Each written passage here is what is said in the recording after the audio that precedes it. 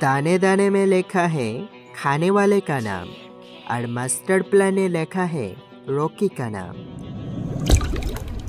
আরে ছোটু, কে কাকে ঘুম পাড়ায় তার সময় হলেই দেখা যাবে।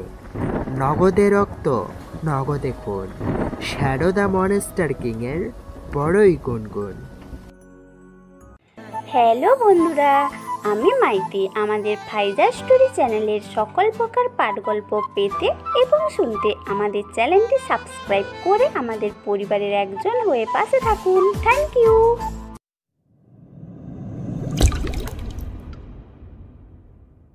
আজকে নতুন পত্রিকা, বড় করে শিরোনাম, রহস্যময়ী 2 খুন, লাশের উপর স্টিকার মারা, যেখানে লেখা শ্যাডো দ্য মনস্টার কিং। লাশগুলোর অবস্থা এতটাই খারাপ যে চেহারার দিকে তাকানোর মতো শক্তি নেই।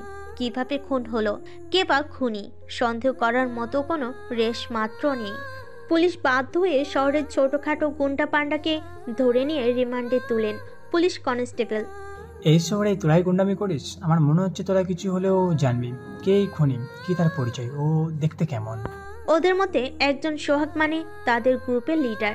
না স্যার, আমরা কেউ এই বিষয়ে কিছুই জানি না। এই শ্যাডো দ্য মনস্টার কিং এর সাথে আমাদের কোনো সম্পর্ক নেই স্যার। শেষবারের মতো বলছি, এখনো সময় আছে তোদের কাছে, সত্যিটা বল, প্রকাশ কর, তা নাহলে কারেন্টের শক খাবি। বিশ্বাস করেন স্যার, আমি বা আমার সাথে কেউ এ বিষয়ে কিছুই বলতে পারবে না। বলবে কিভাবে? জানলে তো বলবে। মাফ করুন, আমাদের ছেড়ে দিন স্যার। দাঁড়া, সোজা আঙুলে ঘি উঠবে না বুঝছে। এই কথা বলে পুলিশ কনস্টেবল জাহিদ ওদের মারতে থাকেন। কারেন্টের শক দেন, কিন্তু কিছুতেই কিছু হচ্ছে না। ওদেরকে মারতে মারতে রক্তাক্ত করে দিচ্ছে। এদের চিৎকারের শব্দ শুনে পুলিশ অফিসার রুম থেকে তিনি আসলেন। দাঁড়ান, এদেরকে অযথাই মারছেন। ওরা যদি জানতো কে এই শ্যাডো দ্য মনস্টার কিং, তাহলে এমনিতেই বলতো, কারণ ওরা কখনোই চাইবে না এই শহরে তাদের চাইতে পাওয়ারফুল কেউ থাকুক। তাই এদেরকে ছেড়ে আমাদের অন্য গেম খেলতে হবে। পাড়া, মহল্লা, রেস্টুরেন্ট, পার্ক কিংবা কলেজ, সব জায়গাতেই থমথমে পরিস্থিতি। সবাই এই একটি বিষয় নিয়ে গল্প করতেছে। মানুষ এতটা ভয়ে আছে যে সন্ধ্যার সময় বাইরে বের হয়ে আড্ডা, চা, কফি খাবে সেই সাহসটুকু পাচ্ছে না। ছোট ছোট বাচ্চারা রাত্রে দুষ্টামি করলে, না ঘুমালে মায়েরা বলতেছে, বাবা ঘুমাও, নইলে কিন্তু শ্যাডো দ্য মনস্টার কিংকে ডাক দিব। এই কথা শুনে ছোট বাচ্চারা ভয়ে ঘুমিয়ে যাচ্ছে। দিনটা খুব সুন্দর। সকালবেলা ঘুম থেকে উঠে চা নাস্তা করে কলেজের উদ্দেশ্যে রওনা দিল রকি। আচ্ছা, জানতে চাচ্ছেন কে এই রকি? রকি হচ্ছে এই গল্পের নায়ক, যিনি দেখতে অনেক সুন্দর, স্মার্ট, লম্বা, কিন্তু বেচারা এত স্টাইল করতে জানে না। সে কোনো মারামারি কিংবা ঝামেলায় জড়ায় না। এমনকি বেচারা এতটাই ভদ্র যে তাকে নিয়ে হাসি ঠাট্টা করলেও উল্টাপাল্টা কিছু বলবে না। যাই হোক, রকি একটা অটোতে ওঠে, কিন্তু উঠেই বিপদ। পাশের সিটে একটা মেয়ে বসা। মেয়েদের সামনে বসলেই তার হাত পা কাঁপা শুরু হয়ে যায়। ভয়ে ভয়ে কোনো রকমে কলেজে পৌঁছায় রকি। কলেজে ঢুকে ক্লাসরুমের দিকে যাচ্ছে। জিসান তার ছেলেপেলে নিয়ে আড্ডা দিচ্ছে। রকিকে দেখতেই ডাকে, এই বলদা এদিকে আয়। রকি শুনছে না, সে হেঁটে যাচ্ছে। কি রে, এত দেখি ইগো দেখাচ্ছে, যা তো ধরে নিয়ে আয়। ও, জিসানকে বলা হয়নি, সে হচ্ছে মন্ত্রী নারায়ণের একমাত্র ছেলে। বাবার পাওয়ার, টাকা কোনো কিছুর অভাব নেই, তাই আর কি, সেও পাওয়ার দেখায়। জিসান ও একটা ছেলে রকির শার্টের কলার ধরে টেনে নিয়ে আসে। কি রে, তোর দেখি ইগো বেড়ে যাচ্ছে, আমি ডাক দিলাম শুনলি না যে? আসলে আমি একটা প্রশ্ন কম শিখেছি, তাই হেঁটে হেঁটে মুখস্থ করতেছিলাম। ও বাবা, দেখছিস কি মেধাবী ছেলে। আচ্ছা, কি হয়েছে বলো? আর ও আমার কলার ধরলো কেন? আমার ইস্ত্রি দেওয়া শার্ট। কি রে, তোর দেখি মুখ ফুটে যাচ্ছে, তোর শার্ট নষ্ট হয়ে গেছে না? তাহলে দাঁড়া, এই যা তো একটু কাদামাটি আন, ওকে একটু লিপস্টিক লাগিয়ে দিই। কাদামাটি এনে রকির শার্টের কিছু অংশে মাটি লাগিয়ে দেয়। রকি মুখ বুজে সহ্য করে নেয়। না নিয়ে কোনো উপায় নেই। জিসান মন্ত্রীর ছেলে, তার অনেক লোক, তার সাথে কথায় বাড়ালে জান ও যেতে পারে। তাই রকি কিছু না বলে শার্টের নোংরা অংশ পরিষ্কার করে ক্লাসে চলে যায়। ক্লাসে ঢুকে ফার্স্ট সিটে বসে রকি। ক্লাস স্টার্ট হয় প্রায় 20 মিনিট পর। জিসান আর তার সাথে ছেলেদের নিয়ে ক্লাসে ঢুকে রকিকে ফার্স্ট সিটে দেখে তার রাগ উঠে যায়। তোর সাথে ময়লা দেখা যাচ্ছে, আবার প্রথম সারিতে যা, পেছনে যা। স্যার, আমি ক্লাস শুরু হওয়ার 30 মিনিট আগে ক্লাসে এসে আমি বসি, তখন ক্লাসে কেউ ঢোকেনি, তাহলে আমি কেন যাব পেছনে? স্যার কি করবেন?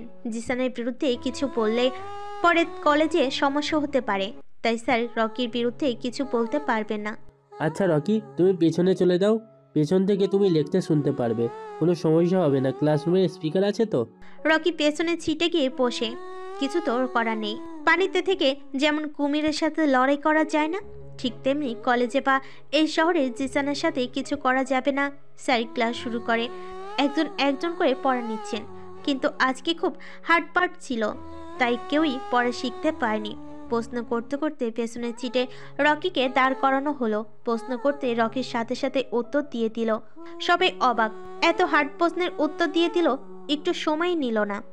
বাহ, অসাধারণ! দেখলে তো সবাই, যিনি যোগ্য সে পেছনে হোক বা সামনে হোক তার প্রতিভা দেখিয়ে দিবে।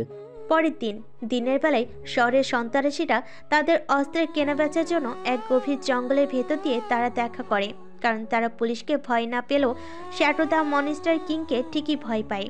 তারা জানে যেখানে অবৈধ টাকা পাচার, অবৈধ অস্ত্রের বিক্রি হয়, সেখানেই শ্যাডো দ্য মনস্টার কিং উপস্থিত হয়। সন্ত্রাসীদের সদস্য রেহাব বলে, এই শোন, এখানে যদি মনস্টার কিং না কি যে শালা ও যদি আসে, তাহলে আজকে এখানে পুঁতে রেখে দেবো। কথা শেষ করতে না করতেই হঠাৎ করে গাছের উপর থেকে একটা বস্তা পড়ে। মনে হচ্ছে বস্তার ভেতর কিছু একটা আছে। বস্তাটা গড়িয়ে গড়িয়ে সন্ত্রাসীদের পায়ের কাছে এসে থামে। ভয়ে তাদের পা কাঁপতেছে। একজন তো প্যান্ট ভিজিয়ে দিয়েছে অলরেডি। তারা বস্তাকে চেপে ধরে। কমপক্ষে 20 জন হবে, কিন্তু একটা ঝাঁকুনিতে এক একজন এক এক দিকে পড়ে যায়। লম্বা লম্বা চুল, গায়ে স্টিলের ড্রেস ও 6 ফুট উচ্চতা, চেহারা আগুনের মতো লাল, আর চোখের কথা কি বলবো, লাল হয়ে আছে। তাকে দেখে কি আর অস্ত্র হাতে থাকে? এই, আমাকে পুঁতে রাখবি? আমাকে দেখ ভালো করে দেখ।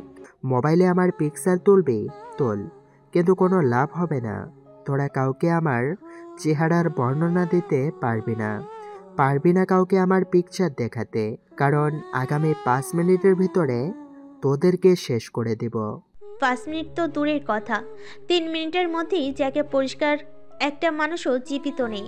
কি যে করলো, একটা বোম ব্লাস্ট হলে যেরকম সাথে সাথে সব ধ্বংস হয়ে যায়, ঠিক তেমনই মনে হলো জঙ্গলের ভেতর একটা ধ্বংসলীলা হয়ে গেল। নগদে রক্ত, নগদে খুন, শ্যাডো দ্য মনস্টার কিং এর বড়ই গুনগুন।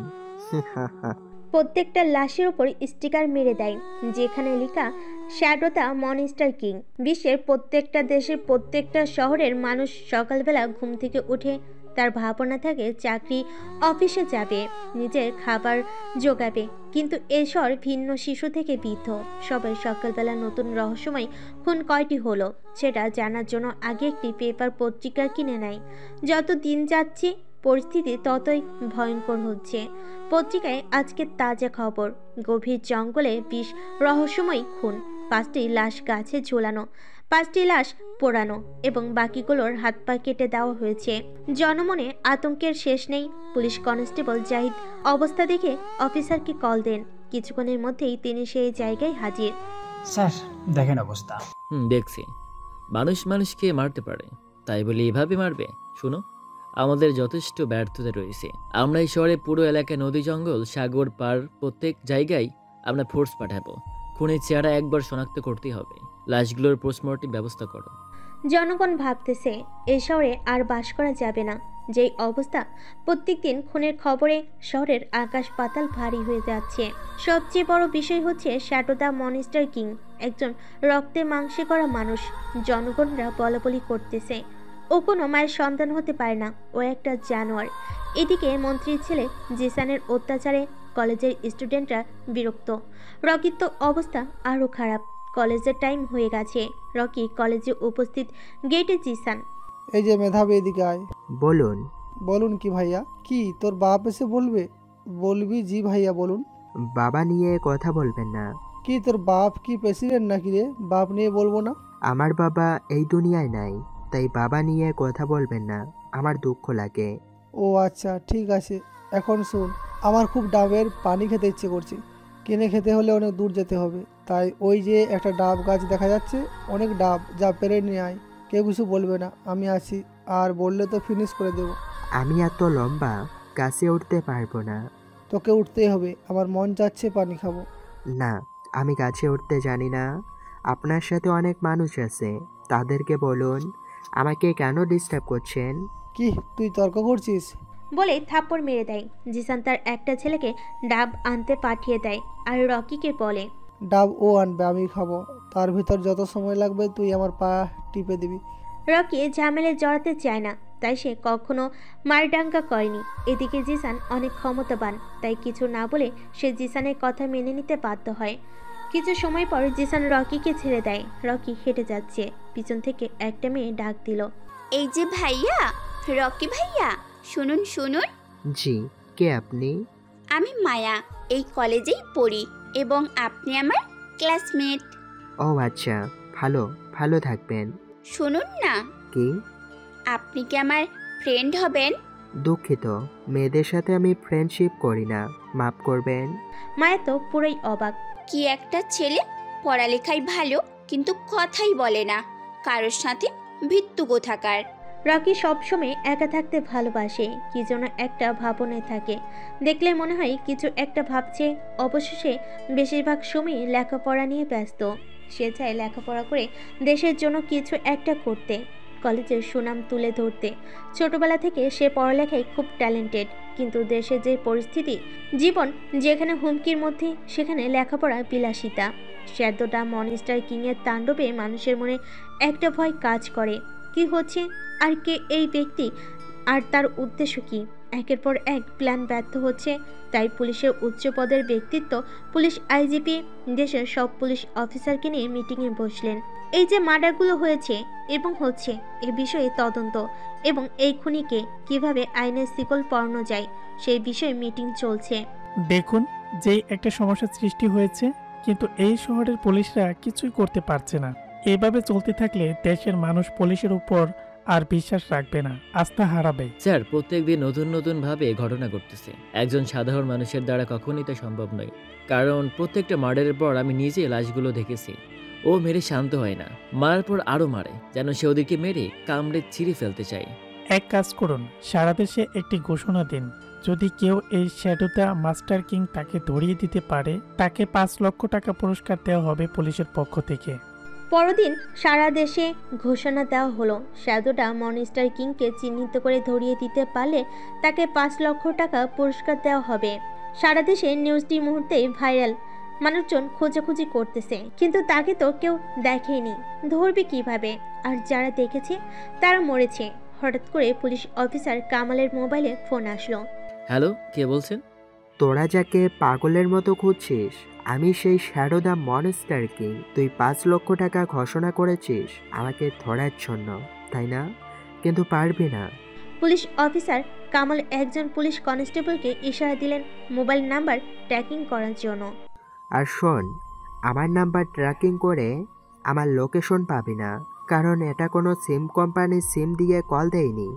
আমার নিজের হাত দিয়ে বানানো টেকনিক্যাল যোগাযোগ করার জন্য জাস্ট একটা ছোট্ট বস্তু। তোর সাথে কল কাটলেই ওটার মেয়াদ শেষ হয়ে যাবে, পরে নতুন আরেকটা বানাতে হয়। আমাকে ধরার আশা করো। তোমরা গাছে উঠলে আমি যাব গাছের পাতায় পাতায়, তোমরা যদি চলো গাছের পাতায় পাতায়, আমি উড়ব হাওয়ায়। আগামীকাল ঠিক 3টায় আমি যমুনা মার্কেটের ঠিক সামনে বসে থাকবো, পারলে আমাকে ধরিস। পুলিশ অফিসার সবাইকে রেডি করলেন আর বলেন, সবাই রেডি থাকো, ফাইনাল খেলা হবে কাল 3টায়। আগামীকাল 3টা হতে না হতে যমুনা মার্কেটের আশপাশে হাজারো পুলিশ, কিন্তু কোথাও ছদ্মবেশী শ্যাডোটা মনস্টারকে দেখা যাচ্ছে না। হঠাৎ এক ন্যাংরা বৃদ্ধ ভিক্ষুক, বাবা 20টা টাকা দাও। আরে সরেন তো, অন্য জায়গায় যান। বাবা, আমার পেটে খুব খিদে পেয়েছে, আমাকে 20 টাকা দাও, আমি কিছু খাবো। এই ভিক্ষুক, আমরা আছি অপারেশন আর তুমি আমাদের ডিস্টার্ব করছো। বলছি না অন্য জায়গায় যাও। এ নাও 20 টাকা, এখন চলে যাও। বাবা, আমি তো দাঁড়াতে পারি না, আমাকে কিছু সময় ধরে রাখবে? তোমার এক পা আছে, এক পা নেই, সেটাও জেলে নিয়ে ভেঙে দিব এই সিরিয়াস মুহূর্তে ডিস্টার্ব করার জন্য। আচ্ছা আচ্ছা, আমি চলে যাচ্ছি। অনেকক্ষণ হয়ে গেল, সন্দেহজনক কাউকে পাওয়া যাচ্ছে না। পুলিশ অফিসার ভাবলেন তাহলে সে মিথ্যা কথা বলেছে। পুলিশ অফিসারের মোবাইলে একটা কল আসলো। রিং আসছে, কিন্তু কি আশ্চর্য, কোনো নাম্বার নেই। কল রিসিভ করতেই ও পাশ থেকে, কি অফিসার, আমাকে ধরলি না? এই তুই কই মিথ্যা বলছিস আমার সাথে? কত করে টাকা চাইলাম, বললাম ধরে দাঁড় করা, তবুও ধরলি না। তার মানে তুই ভিক্ষুকের ছদ্মবেশে এসেছিলি? আমি বলেছিলাম না উপস্থিত থাকবো, ধরতে পেরেছ? পারবে না, পুলিশও পারবে না। আমার মিশনে সবেমাত্র শুরু হলো। কল কেটে দিল পুলিশ অফিসার। রাগে কথা বলছে না। এই আপনারা কি জন্য পুরো মার্কেট এখনো ঘেরাও করে রেখেছেন? কেউ একজনও বুঝতে পারলো না এই ভিক্ষুকটাই ছিল শ্যাডোডা মনস্টার কিং। ছদ্মবেশে এসেছিল, ও আমাদেরকে বোকা বানিয়েছে। কেন সে এসব করছে আর কি চাই সেই রহস্য এখনো কেউ জানে না। তার মূল উদ্দেশ্য কি সেটা জানে সবচেয়ে বড় বিষয়। জিসানের বাবা মন্ত্রী নারায়ণ সে খুব একটা ভালো নেই, কারণ তার অনেক কুকর্ম রয়েছে। দেখা যাচ্ছে শহরের সন্ত্রাসীদের টার্গেট করে খেল খতম করা হচ্ছে, আর গায়ের উপর লিখে দিচ্ছে শ্যাডো দ্য মনস্টার কিং। তাই তিনি তার বাড়িতে পুলিশ সিকিউরিটি আরও জোরদার করেন এবং পুলিশ অফিসারকে কল করে বাসায় দাওয়াত দিয়ে এনে বলেন, দেখেছেন তো কি একটা অবস্থা শুরু হয়েছে? আপনারা কি বসে বসে আঙ্গুলি চুষে যাবেন? স্যার, আমরা তো সর্বোচ্চ চেষ্টা করছি। এটাকে চেষ্টা বলে? এখনো খুনি কে, কি তার পরিচয়, এমনকি তার চেহারাও আপনারা শনাক্ত করতে পারেননি। একের পর এক খুন, সব্বার অবৈধ বিজনেসে লাল বাতি জ্বালিয়ে দিচ্ছি। না জানি কখন আমার কিছুতে হাত দিয়ে দেয়। শুনুন, খুনিকে শনাক্ত করুন, ধরুন, তা না হলে আপনাকে আমি ট্রান্সফার করে দেবো এই থানা থেকেই। সবার মনে ভয় কাজ করতেছে। কখন কার বিপদ চলে আসে বলা যায় না। রাত হয়ে যাচ্ছে, সানসেটটা কি সুন্দর, দেখলেই মন জুড়িয়ে যাবে। তাছাড়া শীতের আগাম ঘটতেছে, ওয়েদারটা এক কথায় অসাধারণ। মায়া বেলকুনিতে বসে চা খাচ্ছে, ঠান্ডা ঠান্ডা ভাব, তার মধ্যে গরম গরম এক কাপ চা। এটা যে কত মধুর শুধুমাত্র চা লাভাররাই জানে। আগামীকালকে কলেজে প্রতিযোগিতা। মায়া রিহার্সেল করতেছে আর তার কাজিন জেইনের সাথে গল্প করতেছে। জানিস জেরিন, আমাদের কলেজে অনেক ছেলে মেয়ে পড়ালেখা করে, কিন্তু সবার ভেতর একটা ছেলে অন্যরকম। কি রকম? ও কথা বলে খুব কম, কারোর সাথে তেমন বন্ধুত্বও নেই, মনে হয় ভীতু টাইপের। তবে মজার বিষয় হচ্ছে কলেজের সবচেয়ে সেরা স্টুডেন্ট সেই। পড়ালেখায় একেবারে 100-তে 100। দেখতেও অনেক কিউট। ইচ্ছে ছিল তার সাথে ফ্রেন্ডশিপ করব, কিন্তু ওই ব্যাটাই মেয়েদের ইগনোরই করে। মায়া প্রতিযোগিতায় 1 নাম্বার হওয়ার জন্য প্র্যাকটিস চালিয়ে যাচ্ছে। প্রতিযোগিতা কী নিয়ে হবে সেটা তো জানা দরকার। প্রতিযোগিতা হবে 3টি ধাপে। 1, সাধারণ জ্ঞানের প্রশ্ন করা হবে, সুন্দর করে 15 সেকেন্ডের মধ্যে সঠিক উত্তর দিতে হবে। 2, বক্তৃতা, সাবলীল ভাষায় বক্তব্য দিতে হবে সমাজের কোনো একটি টপিকের উপর। 3, ডান্স। রাত পেরিয়ে সুন্দর একটি সকাল হলো। সুন্দর সকাল শুধুমাত্র সুন্দর মনের মানুষদের জন্য, কিন্তু সমাজের মানুষের মুখোশধারী ডাকাতদের জন্য 1 সেকেন্ডও শান্তির নয়। কারণ এই শ্যাডো দ্য মনস্টার কিং নামে কোনো একজন আছে। জিসান কলেজে যাওয়ার আগে তার বাবা মন্ত্রী নারায়ণকে বলে যাচ্ছে, বাবা কলেজে গেলাম, দোয়া কর, আজ প্রতিযোগিতা আছে। আচ্ছা বাবা যা, কিন্তু সবসময় মানুষের ভিড়ের মধ্যে থাকিস, একা একা কোথাও যাস না। তোকে আমার অনেক ভয় হয়। কেন বাবা, আমি কি ছোট বাচ্চা? তুই তো জানিস শ্যাডো দ্য মনস্টার কিং নামে একজন সারা শহরের সকল অস্ত্রের কারখানা, অবৈধ টাকা পাচার, অস্ত্র পাচার যারা করে সবাইকে একে একে শেষ করে দিচ্ছি। আমার তো অস্ত্রের অনেক বিজনেস আছে। যদি সেই যেয়ে তোকে কোনো কিছু করে ফেলে, তখন আমি বাঁচবো কি করে? আরে বাবা কি যে বলো, এমন কেউ আছে নাকি যে আমার সামনে দাঁড়িয়ে হ্যাডাম দেখাতে পারে? জিসান কলেজে চলে গেল। আরও অনেক ছাত্রছাত্রী আজকে কলেজের 1 ইঞ্চি জায়গা ফাঁকা নেই, কারণ আজকে যে প্রতিযোগিতা আছে এ যেন উৎসবমুখর পরিবেশ। কলেজে উপস্থিত সবচেয়ে পড়ালেখার সেরা পারফর্মার রকিও। কলেজের প্রিন্সিপালের বক্তব্যের মধ্য দিয়ে শুরু হয়ে গেল আজকের প্রতিযোগিতা। নাম দিয়েছে অনেক স্টুডেন্টরা মেডেলিস্ট হবে, তিনি যে হবে 1 নাম্বার বিজয়ী। প্রথমে সাধারণ জ্ঞানের খেলা শুরু হয়, তারপর ডান্স এবং শেষে বক্তব্য। জিসান, মায়াসহ আরও অনেক স্টুডেন্ট অংশগ্রহণ করেন। লাস্ট বক্তব্য রাখবেন কলেজের অন্যতম সেরা স্টুডেন্ট রকি। রকির টপিক রাজনীতি। রাজনীতি এমন একটি বিষয় যা পৃথিবীর অনেক দেশেই চালু আছে। যেই দেশগুলোতে রাজনীতি আছে সেই দেশের জনগণ তাদের ইচ্ছে মতো ভোট প্রদান করে তাদের পছন্দের প্রার্থীকে এবং তারা সফল ও পান। কিন্তু ভারতীয় উপমহাদেশের রাজনীতিতে ভাইরাস ঢুকে গেছে।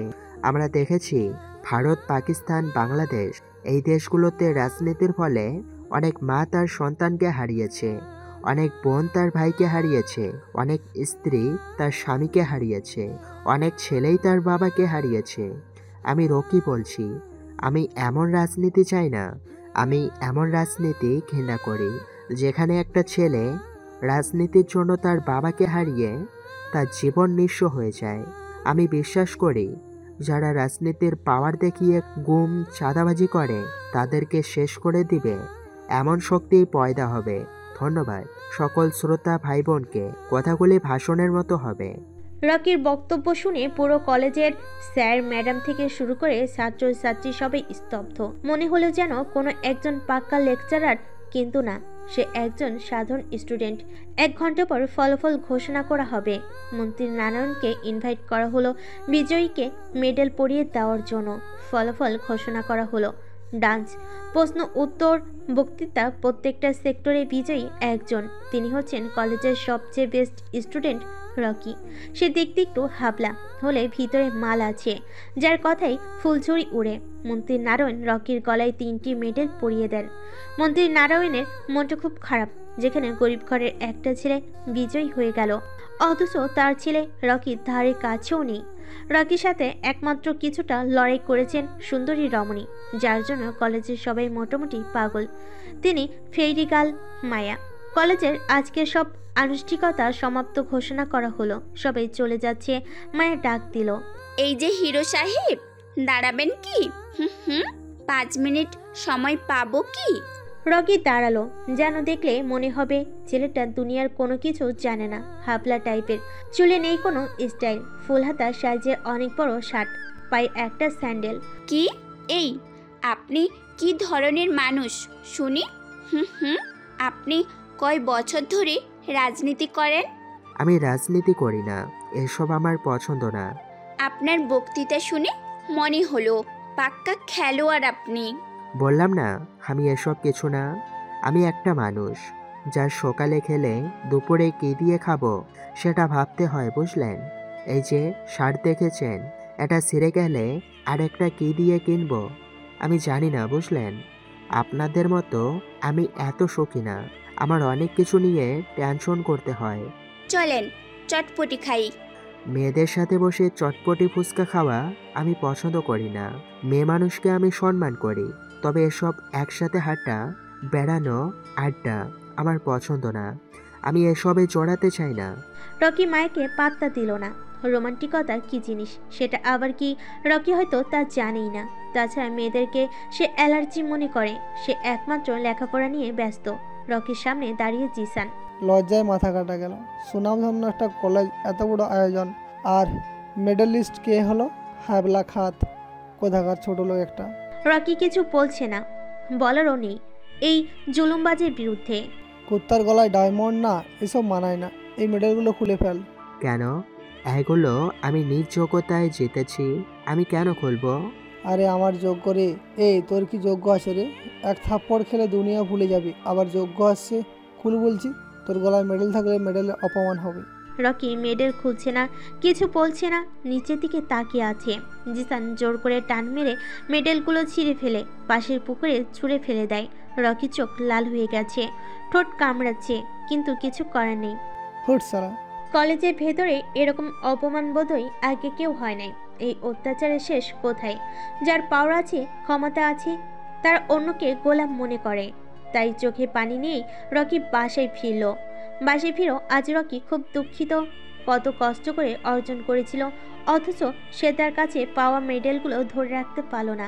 আর সে ভাবল ক্ষমতাবানরা গরিবদের মানুষই মনে করে না, এজন্য তাদের জন্য শ্যাডো দা মনস্টার কিংই ঠিক আছে। পরের দিন সকালবেলা, তবে আজ মনস্টারের হাতে কেউ মারা গেছে এরকম কোনো খবর আসেনি। সন্ত্রাসীদের গডফাদাররা মোটামুটি শান্তিতে, কারণ কোনো দুঃসংবাদ শুনতে পায়নি। কিন্তু আজ আরেক অপ্রীতিকর ঘটনা। হাশেম সুপার শপিং মলের ঠিক সামনে বরাবর একটা ব্যানার টাঙানো, যেখানে লেখা আজ দুপুর 2টায় এই অবৈধ টাকার হাশেম সুপার শপিং মলকে উড়িয়ে দেওয়া হবে। সাধারণ জনগণ না যাওয়ার জন্য অনুরোধ করা হলো। নিচে ছোট্ট করে লেখা, shadow the monster king. Hashem super shopping মলের মালিক হাশেমের কাছে ফোন। হাশেম টেলিফোনে রিং শুনে কল রিসিভ করার মতো শক্তি পাচ্ছে না। ফোন হাতে নিয়ে দেখলো কলটার নাম্বারবিহীন। তখন সে আরও কেঁপে উঠল। এ কি আজব ঘটনা! নাম্বার ছাড়া আবার কল আসে কি করে? হ্যালো, কে বলছেন? তোর জম। কে রে তুই?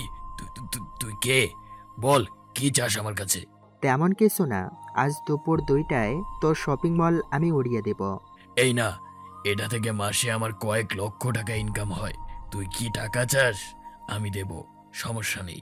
অন্যের টাকা মেরে যখন শপিং মল বানিয়েছিলি তখন তো অন্যজন দুঃখে পেয়েছিল, আর আমাকে টাকার লোভ দেখাস? শোন, আমি চাইলে পৃথিবীর সব টাকা আমার বানাতে পারি, কিন্তু আমি তোদের মতো কুত্তা না। Good bye. মানুষজন শপিং মল থেকে হুড়োহুড়ি করে বের হয়ে গেলেন। সবাই অপেক্ষা করতেছে দুপুর 2টায় কি না কি হবে। কেউ সঠিক খবর জানে না, এবং কি হতে চলেছে প্রত্যেকটা মানুষ অপেক্ষায়। হাজারো সাংবাদিক উপস্থিত। লাইভ চলছে 1 ঘন্টা আগ থেকে। এমনকি গ্রামগঞ্জের মানুষেরা টিভিতে লাইভ দেখতেছে। কি হবে ভেবে অপেক্ষায় পুলিশরা ভাবতেছে হয়তো সে সশরীরে উপস্থিত হবে। কিন্তু একজন মনস্টার কি আর কখনো বোকা হয়? অবশ্যই সে চালাকদের থেকেও চালাক। ঠিক 1:55 বাজে। শপিং মলের মালিক হাশেমের মাথায় হাত। সাংবাদিকরা লাইভ ধরে আছে, মানুষজন লাইভ দেখতেছে। বেলা 1:59 বাজার সাথে সাথে একটা শব্দ হলো। পুরো শহর তত্তর করে কাঁপছে। ধোঁয়ায় অন্ধকারাচ্ছন্ন। 3-4 মিনিট পর ধোঁয়া কমতে দেখা যায় হাশেমের অবৈধ টাকার সুপার শপিং মল মাটির সাথে মিশে গেছে। সবচেয়ে আশ্চর্যজনক বিষয় কি জানেন? শ্যাডো দ্য মনস্টার কিং সেখানে উপস্থিত ছিল। হ্যাঁ, আমি ঠিকই বলছি। হাজারো সাংবাদিকের ভিড়ে সেও সাংবাদিকের ছদ্মবেশে একটা ক্যামেরা নিয়ে দাঁড়িয়েছিল। তাকে তো চেনার কোনো উপায় নেই, কারণ এই গ্রহের কেউ এখনো দেখেনি শ্যাডো দ্য মনস্টার কিং দেখতে কেমন। হ্যাঁ, তার নিজের বানানো ক্যামেরা দিয়ে করা ভিডিও সে পুলিশ অফিসারের মোবাইলে পাঠালো এবং কল দিল। কি অফিসার সাহেব, দেখেন তো, জীবনে কোনো ক্যামেরার ভিডিও এত ক্লিয়ার হতে দেখেছেন? জানি দেখেন নাই। আরে, এটা আমার বানানো ক্যামেরা। এই ক্যামেরার মতো উন্নত প্রযুক্তি ব্যবহার করে ক্যামেরা বানাতে গেলে সাধারণ মেকানিকদের আরও 50 বছর খেতে হবে। আর শুনুন, আমি সাংবাদিক হিসেবে নিজেই উপস্থিত ছিলাম। ওখানে দাঁড়িয়ে ক্যামেরা দিয়ে লাইভ করতেছিলাম, আর আমি নিজেই রিমোট সুইচ দিয়ে বম ব্লাস্ট করেছিলাম। মায়ের দুধ খেয়ে থাকলে সামনে এসে পরিচয় দিস। দিব, খুব শীঘ্রই দিব। তবে দেখা দিব যেদিন আমার ইচ্ছে হবে সেদিন, তবে সকল অপরাধীকে শেষ করে। তুই কিন্তু আইন নিজের হাতে তুলে নিচ্ছ, তার পরিণতি খুব ভয়াবহ। কোথায় থাকে আপনার আইন যখন ওরা জনগণের টাকা মেরে দেয়? কোথায় থাকে আপনার আইন যখন হাশেমের লোকেরা নিরীহ বোনদের ধরে নিয়ে যায়, পরে মেয়েরা আত্মহত্যা করে? আপনি যদি আমার কথা জবাব দিতে পারেন তাহলে আমি এক্ষুনি আত্মসমর্পণ করব। কি পারবেন তো? পুলিশ অফিসার নিশ্চুপ হয়ে আছেন, কিছু বলে নেই। কারণ যখন ক্ষমতাশীল প্রভাবশালীরা অন্যায় করে তখন তিনি নিজেও দেখেও না দেখার ভান করে থাকেন। তাই ওনার কাছে কোনো জবাব এই মুহূর্তে নেই। কি কথা বলছেন না যে জানি আপনার কাছে কোনো উত্তর নেই, তাই আমার কাছে কোনো বাধা দিবেন না। আমার কাজ আমাকে করতে দিন। আসলে এই সমাজে ভদ্রলোকের দরকার আছে, কিন্তু তার পাশাপাশি একটু ঘাটতেরা মানুষেরও প্রয়োজন। মানুষ ভদ্রতাকে দুর্বলতা ভাবে, আর আমাদের ভদ্রতার সুযোগ পেয়ে কিছু লোক হয়ে যায় অত্যাচারী। আর মানুষ অত্যাচার সইতে না পেরে একজন সাধারণ মানুষ থেকে হয়ে ওঠে ছদ্মবেশী শ্যাডো দ্য মনস্টার কিং। যাই হোক, গল্পে ফিরি। প্রতিযোগিতায় সেকেন্ড হয়ে মন খারাপ মায়া। তাছাড়া রকির ইগনোর মায়া বাসে মন খারাপ করে বসে আছে। মায়ের কাজিন জেইনের প্রশ্ন, মায়াপু কি হলো? সবাই তো আর বিজয়ী হয় না, মন খারাপের কি আছে? চেষ্টা তো করেছো। কত কষ্ট করলাম, তাও আমি একটা মেডেল পেলাম না। এটা কি করে মেনে নিব বল? তা তো কষ্টের বটে। আচ্ছা, বিজয়ী কে হয়েছে? ওই যে হাঁদারামটা। হাদারাম আবার কে? আরে বললাম না, কলেজের একটা ছেলে, পড়ালেখায় দারুণ, কি ব্রেন, কিন্তু একটুও স্টাইল নেই। ও একটা পুরুষ, কিন্তু মেয়েদের চেয়েও ভীতু। আবার কি ভাব জানিস, ও আমাকে ইগনোর করেছে গতকালকে। কি? তোমার মতো মেয়েকে ইগনোর করে কত ছেলেরা তোমাকে নিয়ে স্বপ্ন দেখে, আর সে কিনা তোমাকে ইগনোর করে? ভাবা যায়? হ্যাঁ, বললাম আসো একসাথে চটপটি খাবো। সে বলে মেয়েদের সাথে বসে চটপটি খাওয়ার অভ্যেস বা ইচ্ছে তার নেই। কি ভাব! তবে পাখিকে আমি শিকার করবই, এটা আমার চ্যালেঞ্জ। আমরা সবাই জানি মেয়েরা লাজুক, ভদ্র, মারামারিতে নাই, এরকম ছেলেদের একটু বেশি পছন্দ করে, কারণ গুন্ডা টাইপের ছেলেদের মেয়েরা একটু ভয় পায়। রকির মতে ভদ্রতার সব ধরনের গুণ আছে, আর পড়ালেখাই তো এক কথায় অসাধারণ। মায়া পড়ে আছে রকিকে নিয়ে। রকি আছে চিন্তা ভাবনায়, এই অপমানের জীবন সইতে পারছে না। আর শ্যাডো দ্য মনস্টার কিং আছে অবৈধ কাজকে ঘুরিয়ে দেওয়ার ধান্দায়। শহরে আরেক রাঘব পল, যিনি শহরের মেয়রের দায়িত্বে রয়েছেন, শাহজাহান, তিনিও কম যান না। অবৈধভাবে চিনি, ডাল, মশলা ট্রাক সীমান্ত দিয়ে দেশে ঢুকানো হচ্ছে তার কাজ। মনস্টার কিংয়ের টার্গেট এবার মেয়র শাহজাহানের দিকে। শ্রমিকরা সীমান্তে অপেক্ষায়, একটু পরই তাদের মাল চলে আসবে। কিছুক্ষণের মধ্যে ট্রাক হাজির। অন্যদিকে সীমান্তে থেকে বিএসএফের ভয়, কিন্তু আজকে ব্যাপারটা ভিন্ন মনে হচ্ছে, যেন সীমান্তে ঘূর্ণিঝড় হবে। বাতাস হচ্ছে, হেঁটে আসার শব্দ শোনা যাচ্ছে, কে যেন আসছে ভিলেন স্টাইলে। শ্যাডো দ্য মনস্টার কিং হাজির। এই, তোমরা এখানে কি করছো? কে তুই? এখানে কি চাস? আমি অত্যাচারী, সন্ত্রাস, ডাকাতদের জম। তোর বুঝি মরার ভয় নেই? হাজার হাজার খুন করার পর আজ আমি মনস্টার কিং। যে মারে সে আবার নিজে মরার ভয় করবে। মানে তুই সেই শ্যাডো দ্য মাস্টার কিং? এখানে কি দরকার? আমরা তো তোর কোনো ক্ষতি করিনি। তোমরা আমার ক্ষতি করনি তা ঠিক আছে, কিন্তু দেশের ক্ষতি করছো। তোমরা চলে যাও, বাঁচতে চাইলে চলে যাও। কোটি টাকার মাল রেখে চলে যাব, আর আমরা এগুলো রেখে গেলে মেয়র আমাদের বাঁচতে দেবে না, তাই আমাদের কাজ আমাদের করতে হবে। ছদ্মবেশী শ্যাডো দ্য মনস্টার কিং এর একটা ইলেকট্রিক ছুরি আছে, যেটা দিয়ে 1 মিনিটে কয়েকশত খুন করা ইজি ব্যাপার। তাই ওই সন্ত্রাসী শ্রমিকদের শেষ করে দেয়। জাস্ট সময় লাগে 1 মিনিট 29 সেকেন্ড। মেয়র শাহজাহান গোডাউনে আসছে, কেননা তার ট্রাক তো গোডাউনে আসবে। সব কিছু দেখে চেক করে রিসিভ করতে হবে রাতের বেলা। কিছুটা বাতাস বয়ে যাচ্ছে, বিদ্যুৎ চমকাচ্ছে।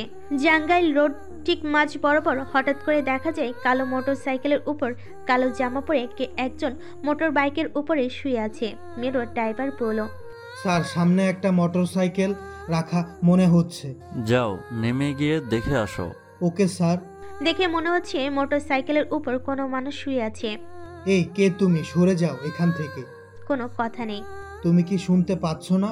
রাস্তার মাঝখানে কি ঘুমানোর জায়গা? কোনো কথা নেই। ড্রাইভার মেয়রকে বলল, স্যার, কোনো কথা বলে না, নড়াচড়াও নেই, মানুষ না অন্য কিছু বুঝতে পারছি না। মেয়র রাগে গাড়ি থেকে নামলো, কারণ গোডাউনে যেতে লেট হলে পরে রিস্ক হতে পারে। এই বেটা, কে রে তুই? রাস্তা কি ঘুমানোর জায়গা? সরে যা, তা না হলে সারা জীবনের জন্য ঘুমিয়ে পাড়িয়ে দেব।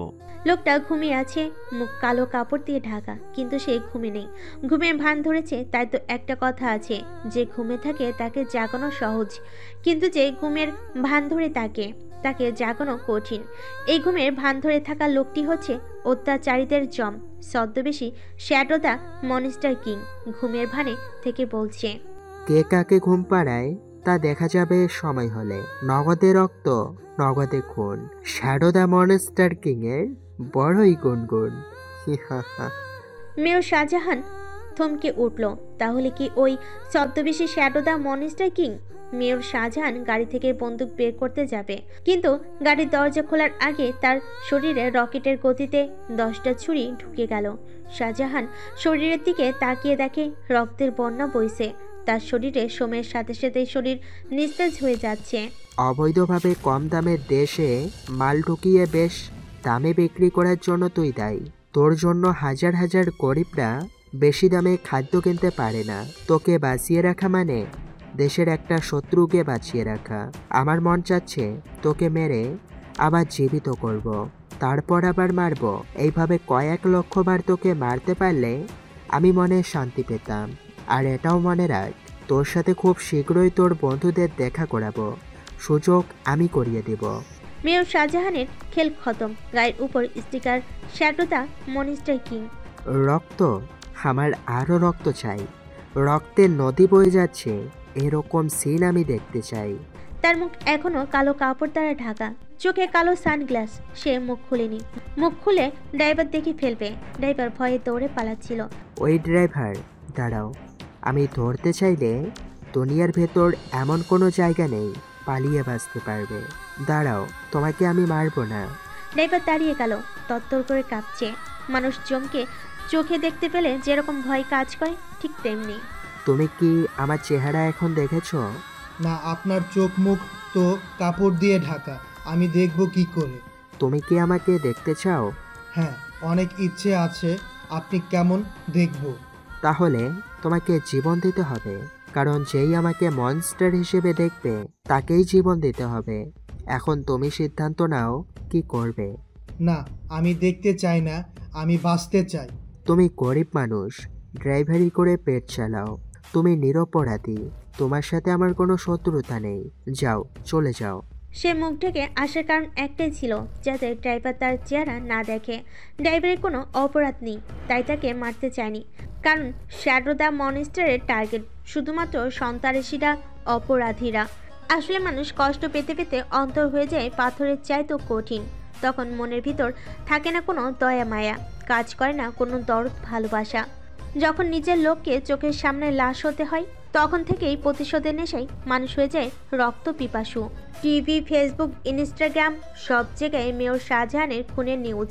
পুরো দেশে ভাইরাল টপিক শ্যাডো দ্য মনস্টারের হাতে এবার মেয়র শাহজাহান খুন। প্রশ্ন একটাই, কে এই ছদ্মবেশী শ্যাডো দ্য মনস্টার কিং?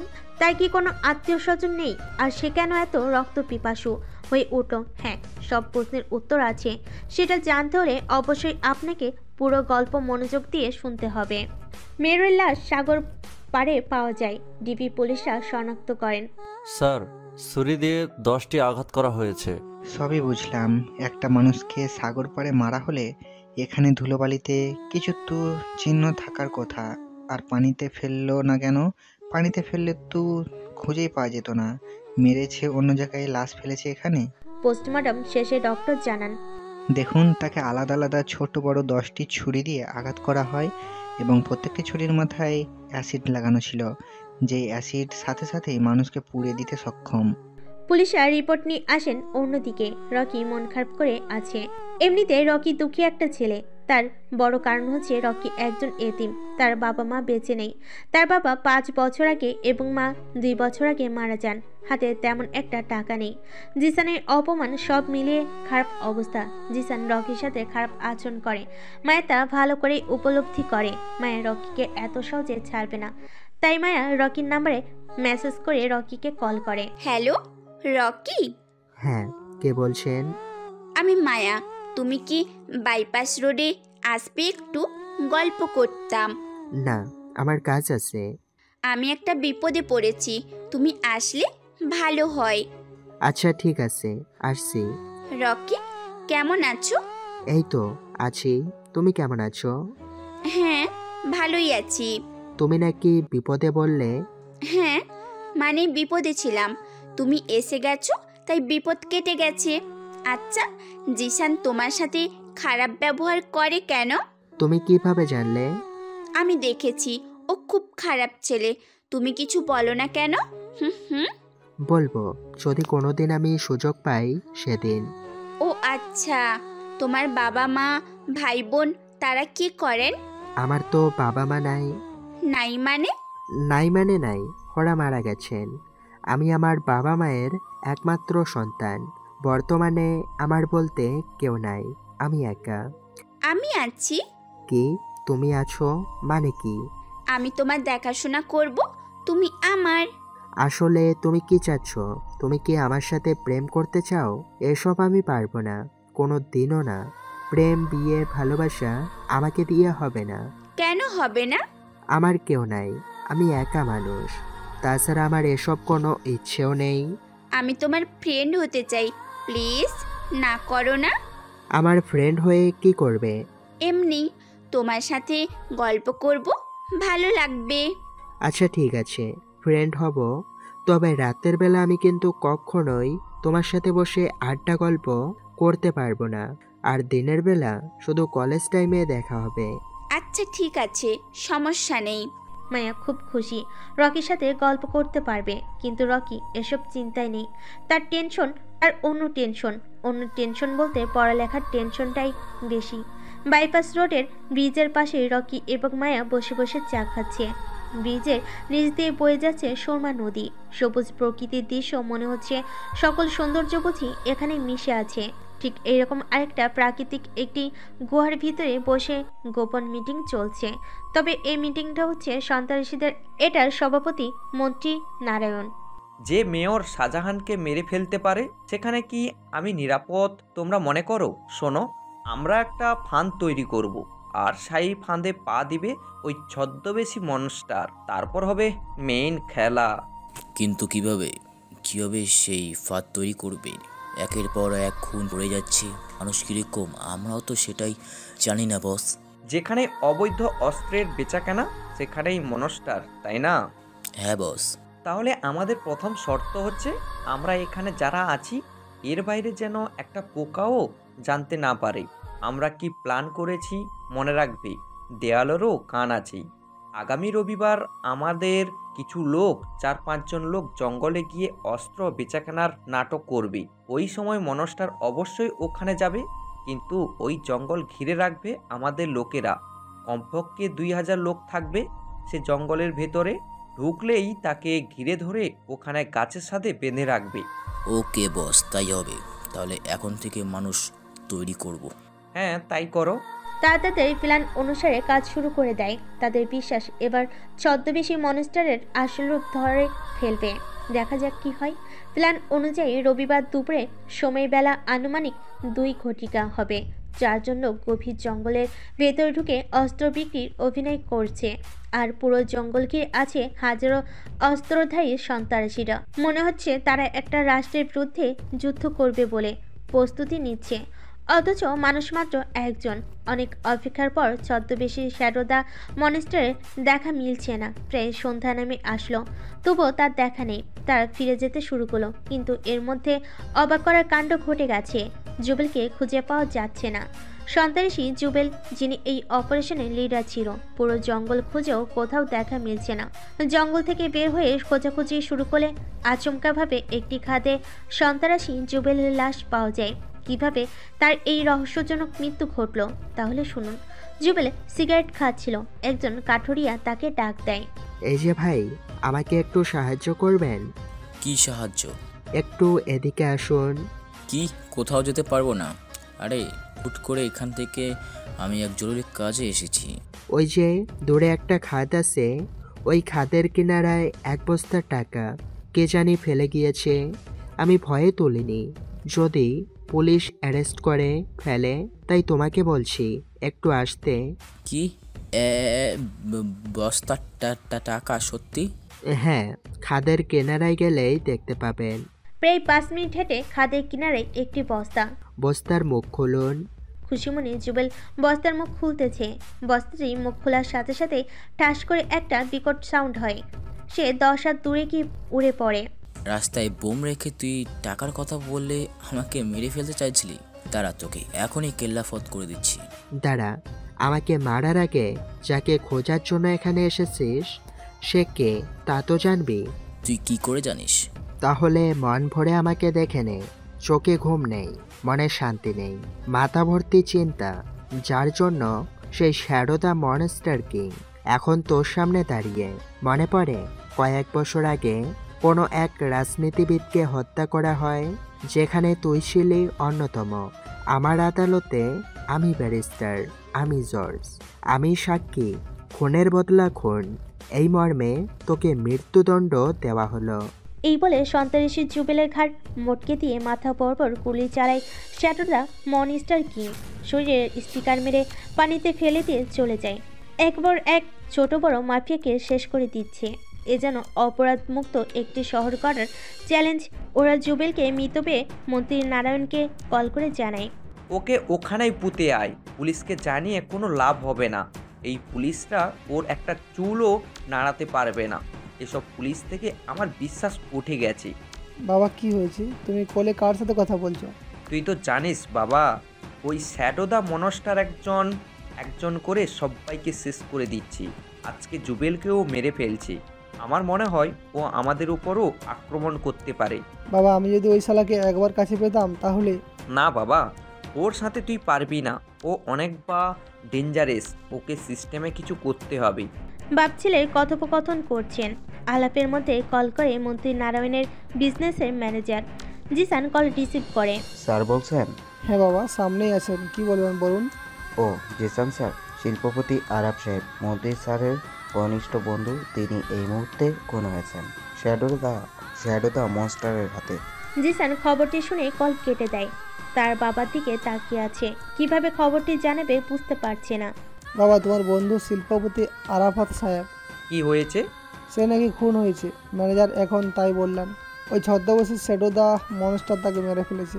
আমি এখন কনফার্ম সে আমাদেরকে টার্গেট রেখেছি। মেয়রকে মারলো, এখন আমার বিজনেসের ঘনিষ্ঠ বন্ধু আরফাতকেও মেরে ফেললো। এখন হয়তো আমাকে টার্গেট করে ওই ছদ্মবেশী এই শহরে রাজ করতে চায়। এখন শোনো, আমাদের পিঠ দেওয়ালে ঠেকে গেছে। রাস্তা আছে দুইটা, যে কোনো একটা বেছে নিতে হবে। রাস্তা দুটি কি কি?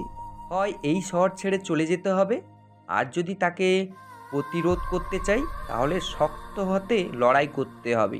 শহর ছাড়ার প্রশ্নই আসে না, আমরা ওকে প্রতিরোধ করব। প্রয়োজন হলে স্পেশাল বডিগার্ডের ব্যবস্থা করব। সাংবাদিকরা পুলিশের কাছে এই খুন সন্ত্রাসের বিষয়ে জানতে চায়। স্যার, দেশের অন্যতম শিল্পপতি আরাফাত সাহেবকেও হত্যা করে ফেলল ছদ্মবেশী শ্যাডো দ্য মাস্টার্স। এই মুহূর্তে আপনাদের পদক্ষেপ কি?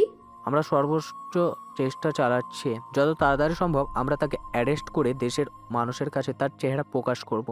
আপনারা অনেকদিন ধরেই বলছেন চেষ্টা চালাচ্ছেন, কিন্তু কিছুই করতে পারছেন না। জনগণ কি তাহলে ধরে নিবে পুলিশ বড় সন্ত্রাসীদের কিছুই করতে পারে না? আপনাদের এই মুহূর্তের পদক্ষেপ আমাদেরকে জানান। আমরা একটি স্পেশাল টিম গঠন করেছি। সেই টিমের নাম হচ্ছে টিম ইগল। হেড যিনি থাকবেন সে এই দেশের সবচেয়ে দক্ষ চালাক অফিসার। জীবন সে চ্যালেঞ্জ নিয়েছে, শ্যাডো দা মনস্টারকে জনসমক্ষে আনবে, তাই সবাইকে ধৈর্য ধরার অনুরোধ। ইতিমধ্যে স্পেশাল টিম ইগল প্রস্তুতি নিয়েছে তাদের অপারেশন শুরু করার জন্য।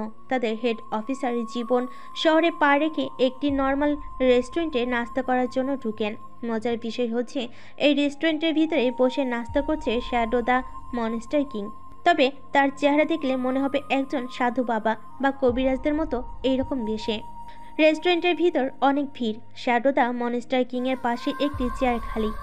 অফিসার জীবন সেখানেই বসলো। সাধারণত আমরা রেস্টুরেন্টের ট্রেনে বাসে সামনাসামনি সিটে অচেনা দুজন বসলে আস্তে আস্তে গল্প শুরু করে দেই, ঠিক তেমনি। চাচা একটু ওদিকে সরেন, আমার ব্যাগটা একটু রাখবো। হ্যাঁ আচ্ছা, কে আপনি? আমি তো সবসময় এখানে খাওয়া দাওয়া করি, আপনাকে তো আগে কখনো দেখিনি। মনে হয় অন্য জায়গা থেকে এসেছেন। হ্যাঁ, আমি এই শহরে নতুন। যে আপনাদের আরামের ঘুম হারাম করে দিয়েছে, আতঙ্ক হয়ে দাঁড়িয়েছে, আমি তাকে ধরতে এসেছি। আমার নাম অফিসার জীবন। তুমি কি ওই শ্যাডো দা মনস্টার কিং এর কথা বলছো? জি হ্যাঁ, শুনেছি সে নাকি অনেক ভয়ঙ্কর। শ্যাডো দা মনস্টার কিংকে সবাই বলছে ধরবে, আবার তারাই বলছে মনস্টার অনেক ভয়ানক। অনেক দোয়া রইল তোমার জন্য, তুমি যেন সফল হও। ওই মনস্টার সমাজের শত্রু, দেশের শত্রু। সে নিজেই নিজের কথা বলছে। শ্যাডো দা মনস্টার কিং একজন কবিরাজ বেশে নাস্তা করছে, তাই অফিসার জীবন তাকেই বলছে, আপনি একজন সাধু মানুষ, আমার মাথায় হাত বুলিয়ে দোয়া করে দেন, আপনার দোয়ায় আমি যেন সফল হতে পারি। জীবন রেস্টুরেন্ট থেকে বের হয়ে যায়। আমাকে ধরবে? কত শখ। শ্যাডো দা মনস্টার কিং সে নিজেই দোয়া করে দিল তাকে ধরার জন্য। ব্যাপারটা হাস্যকর। অফিসার জীবন টিম ইগলকে নিয়ে সব ধরনের কার্যক্রম শুরু করে দিয়েছেন। পুরো টাইমে প্রত্যেক মোড়ে আবাসিক সাইডে সব জায়গায় সিসি ক্যামেরা লাগানো হয়েছে, যাতে করে একজন অপরাধী যেন লুকিয়ে কোনো কিছু করতে না পারে। পরদিন সকাল থেকে শহরের আনাচে কানাচে গলিতে গলিতে পুলিশেরা ও ছদ্মবেশে পাহারায় আছে। অফিসার জীবন ও তার সহপাঠীরা রাজপথের পাশে মন্ত্রী নারায়ণ মিটিংয়ে যাওয়ার কথা তাদেরকে দেখে গাড়ি থেকে নেমে বলেন, আপনারা চোখ কান খোলা রাখুন, যেভাবেই হোক কে এই শ্যাডো দ্য মনস্টার চিহ্নিত করুন। কথা বলার মধ্যেই মন্ত্রী নারায়ণের গাড়িতে বোম ব্লাস্ট হয়। বোমের সাউন্ডে বিল্ডিংয়ের কাজ ঝরে পড়ে যায়। কয়েকশত মানুষের কানের পর্দায় ফেটে রক্ত বের হতে থাকে, কিন্তু কপাল গুনে মন্ত্রী নারায়ণ বেঁচে যায়, কারণ সে ঠিক টাইমে গাড়িতে ছিল না। কিন্তু অফিসার জীবন চালক সে দেখতে পায় এক যুবক বোম ব্লাস্ট হওয়ার পরপরই একটি কার্ড ফেলে সেখানে লেখা শ্যাডো দ্য মনস্টার কিং। তারপর কারে উঠে চলে যাচ্ছে। সাথে সাথে সে বুঝতে পারে ওই ব্যক্তিটাই শ্যাডো দ্য মনস্টার কিং। এই আপনারা তাড়াতাড়ি আসুন, ওই যে শ্যাডো দ্য মাস্টার কিং পালিয়ে যাচ্ছে। তারা মনিস্টারের গাড়ির পেছন পেছন যেতে শুরু করে। মনিস্টার 150 গতিতে গাড়ি টানছে। অফিসারও তাদের গাড়ি হাই স্পিডে টানছে, কিন্তু মনিস্টারের গাড়িতে ভিন্ন ধরনের ইঞ্জিন ব্যবহার করা হয়েছে, তাই তার গাড়ির স্পিড সাধারণ গাড়ির তুলনায় অনেক বেশি। রেল লাইন ক্রস করে চলে যায়, তার একটু পরে রেল লাইনের বাঁশ ফেলে দেয়। রেল লাইনের দায়িত্বে থাকা ব্যক্তি ঠিক সেই সুযোগে ইজিলি চলে যেতে পারে মনিস্টার। ও শিট, জাস্ট মিস্টেক হয়ে গেল, তবে আমি তার চেহারা দেখে ফেলেছি। ছদ্মবেশী শ্যাডো দ্য মনিস্টার কিংকে প্রথমবার কেউ তাকে শ্যাডো দ্য মনিস্টার হিসাবে দেখলো। মনিস্টার কল করলো। ছদ্মবেশী shadow the monster king call করে পুলিশ অফিসারের মোবাইলে, hello, shadow the monster king বলছি। Sir, shadow the monster king. Police officer, আপনাদের স্পেশাল অফিসার জীবনকে চাই। হ্যালো অফিসার, তোর সাহস কত আমাকে তাড়া করলি? আমি তোকে দেখে ফেলেছি, এর মানে আমি তোকে অ্যারেস্ট করবই করব। আমার কাজ শেষ হওয়ার আগে দুনিয়ায় এমন কেউ নেই যে আমাকে অ্যারেস্ট করতে পারবে। দেখলি আমি যে ক্যাপসুল বম ব্লাস্ট করেছি, এই বম জাস্ট একটা ক্যাপসুলের মতো, কোথাও ধরা পড়ে না। আমার পিস্তল থেকে গুলি বের হয় ঠিকই, কিন্তু কোনো শব্দ হয় না। হারামের বাচ্চা মন্ত্রী বেঁচে গেছে না, দেখি কতদিন বেঁচে থাকতে পারে। শ্যাডো দ্য মনস্টার কিং তার সব শক্তি দিয়ে হলেও সকল ছোট বড় মাফিয়া সন্ত্রাসীকে শেষ করবেই, এটা তার টার্গেট। আবার পুলিশরাও তাদের সর্বোচ্চটুকু দিয়ে চেষ্টা করবে তাকে ধরার জন্য। একজন স্মার্ট, দক্ষ, পারদর্শী আর্টিস্টকে আনা হলো। ওনাকে অফিসার জীবন শ্যাডো দ্য মনস্টারের চেহারার বর্ণনা করবে আর ছবি আঁকবে। তার চুল মিডিয়াম লম্বা, বড় বড় চোখ, কোসকোসে দাঁড়িয়ে আছে, গোলাপি ঠোঁট আর ফুল চেহারায় ভিলেন টাইপের একটা ছাপ রয়েছে। বর্ণনা মতে আর্টিস্ট ছবি আঁকলেন, কিন্তু অফিসার জীবনের কাছে হুবহু মনে হচ্ছে কিছু জায়গায় মিসিং রয়েছে। অবশ্য একজন মানুষের ছবি দেখে ছবি আঁকলেই সব কিছু মেলানো কঠিন হয়ে যায়, আর বর্ণনা মতে আঁকলে তো মিসিং থাকবেই স্বাভাবিক। আর্টিস্ট যে ছবি এঁকেছেন, ছবিটা পুরো দেশ বিদেশের সব টেলিভিশন, মোবাইল, পেপার, পত্রিকা, সোশ্যাল মিডিয়ার সব জায়গায় পৌঁছিয়ে দেওয়া হয় যদি কেউ চিনে থাকেন। জানানোর জন্য ছবিটি শ্যাডো দ্য মনস্টারের চেহারার সাথে 50% মিল রয়েছে, বাকি 50% মিসিং। তাই ছবি দেখে পুরোটা জাজ করার উপায় নেই। তবে ছবি ছড়িয়ে পড়ে যারাই ছবি দেখছে তাদের মনে হচ্ছে এই মানুষটাকে কোথায় যেন দেখেছি, আবার শিওরও দিতে পারছে না।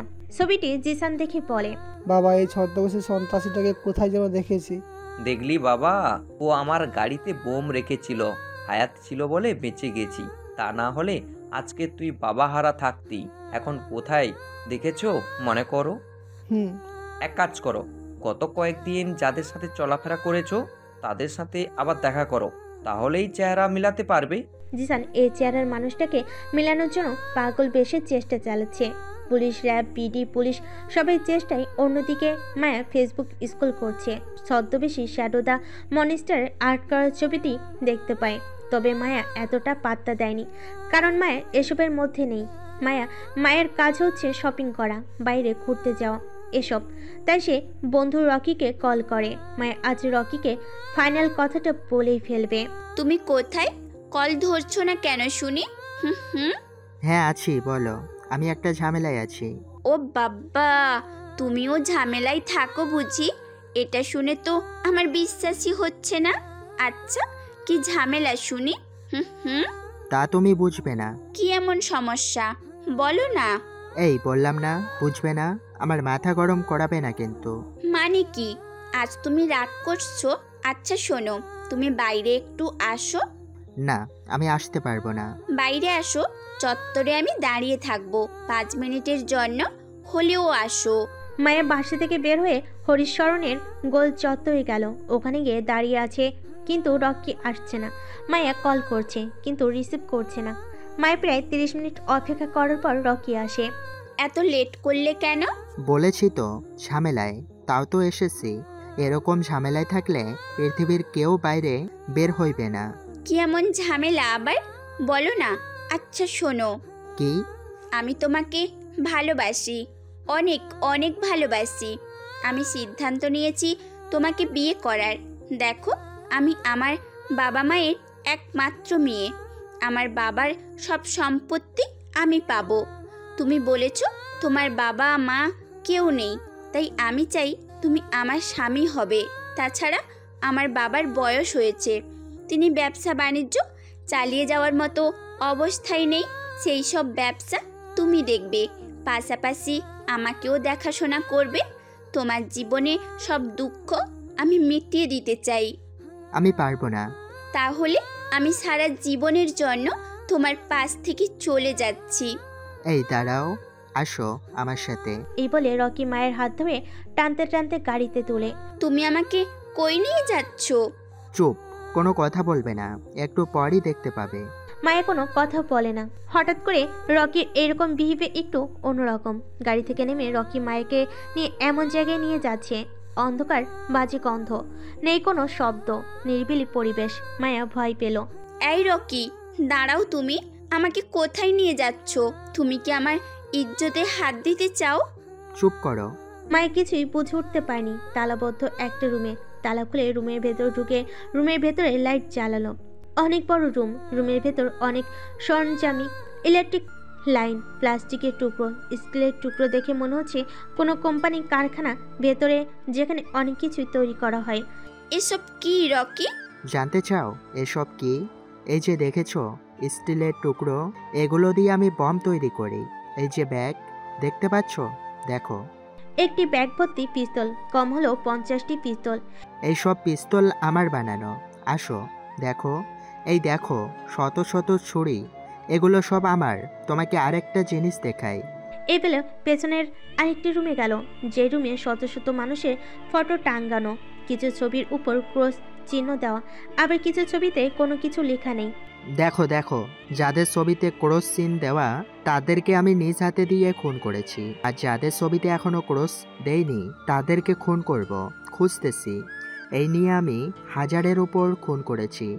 আমার প্রশ্ন হলো, এইসব শোনার পরেও কি তুমি আমাকে ভালোবাসবে? তুমি মানুষ না, জানোয়ার। তোমাকে দেখে আমি ভদ্র ছেলে মনে করেছিলাম, আর সেই তুমি নাকি একটা সন্ত্রাসী। হ্যাঁ, আমি খুনি, আমি হত্যাকারী, আমি সন্ত্রাসী। আমার আর একটা পরিচয় আছে, শুনতে চাও? কি? Shadow the monster king.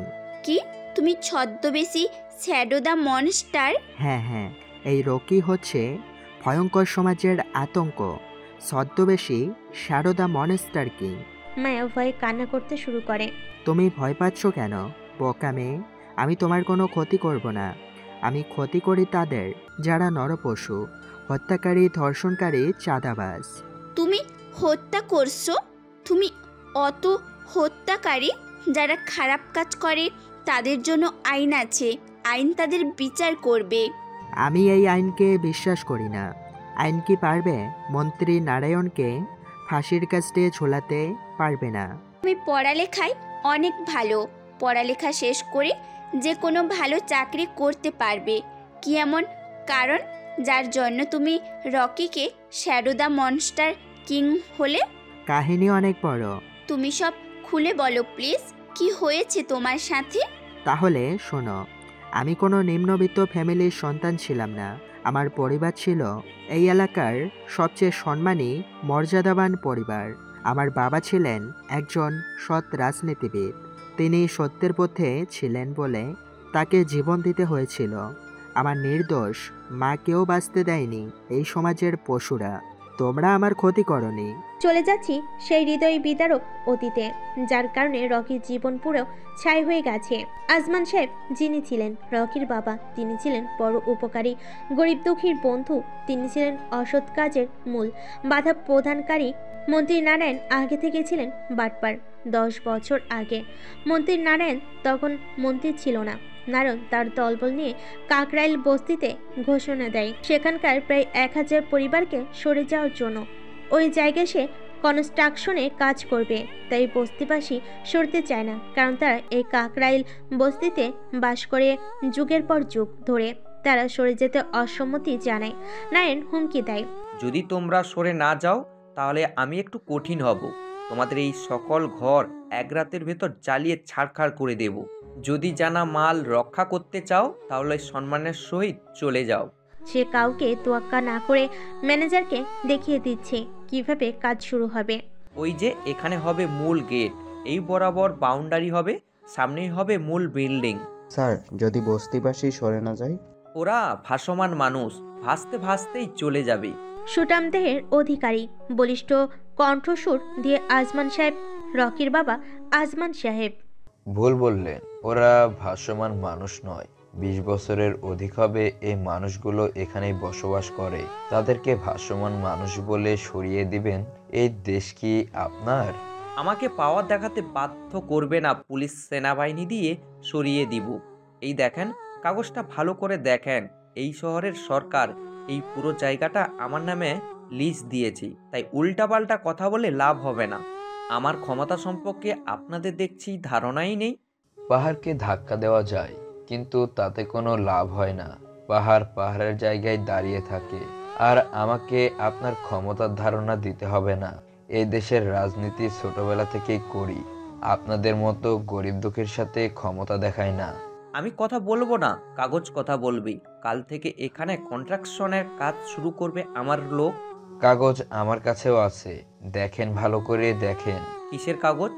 High court থেকে করিয়ে আনা স্টে অর্ডার। শোনো বস্তিবাসী, এরকম অবৈধ টাকার সন্ত্রাসীরা গরিবদের টার্গেট করলে রক্ত চুষে খায়।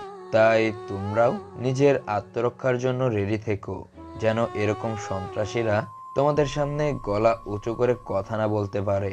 মনে রাখবি, ওদেরকে এই জায়গা থেকে সরে যেতে হবে, আজ নয়তো কাল। কালকের কথা জানি না, কিন্তু আজকে তোমাকে এই মুহূর্তে এই জায়গা থেকে চলে যেতে হবে। তা না হলে কি তুমি কি আমাকে মারবে? না, আমি এত বোকা নই যে তোমার গায়ে হাত তুলে এই গরিব দুঃখীদের উপর মামলা করার সুযোগ দিব। নারায়ণরাকে ফসফস করে চলে গেল। চলে যায়নি, চলে যেতে বাধ্য করা হয়েছে। বস্তিবাসী আজমান সাহেবকে ধরে কান্না করতেছে। তাদের কি হবে ভবিষ্যতে? শুনুন, আমি আজমান সাহেব কোনো অন্যায় করি না, কাউকে অন্যায় করতেও দেই না। জোর করে কেউ যদি আমার সামনে অন্যায় করে তার শাস্তি হবে মৃত্যুদণ্ড। নারায়ণ তার লোকেদের সাথে বুদ্ধি করতে থাকে কিভাবে কি করা যায়। এই জায়গা থেকে ওদেরকে না সরাতে পারলে সব প্ল্যান মাটির সাথে মিশে যাবে। ওদেরকে নির্যাতনের শিকার করতে হবে, তাহলে ভয় পেয়ে এক এক করে সবাই চলে যাবে। সানি, তুই ওই বস্তির সুন্দরী শিক্ষিত একটা মেয়েকে পৌরসভায় চাকরির কথা বলে ইন্টারভিউয়ের জন্য রুমে আনবি। কয়েকদিন ইন্টারভিউ নিবি, যা।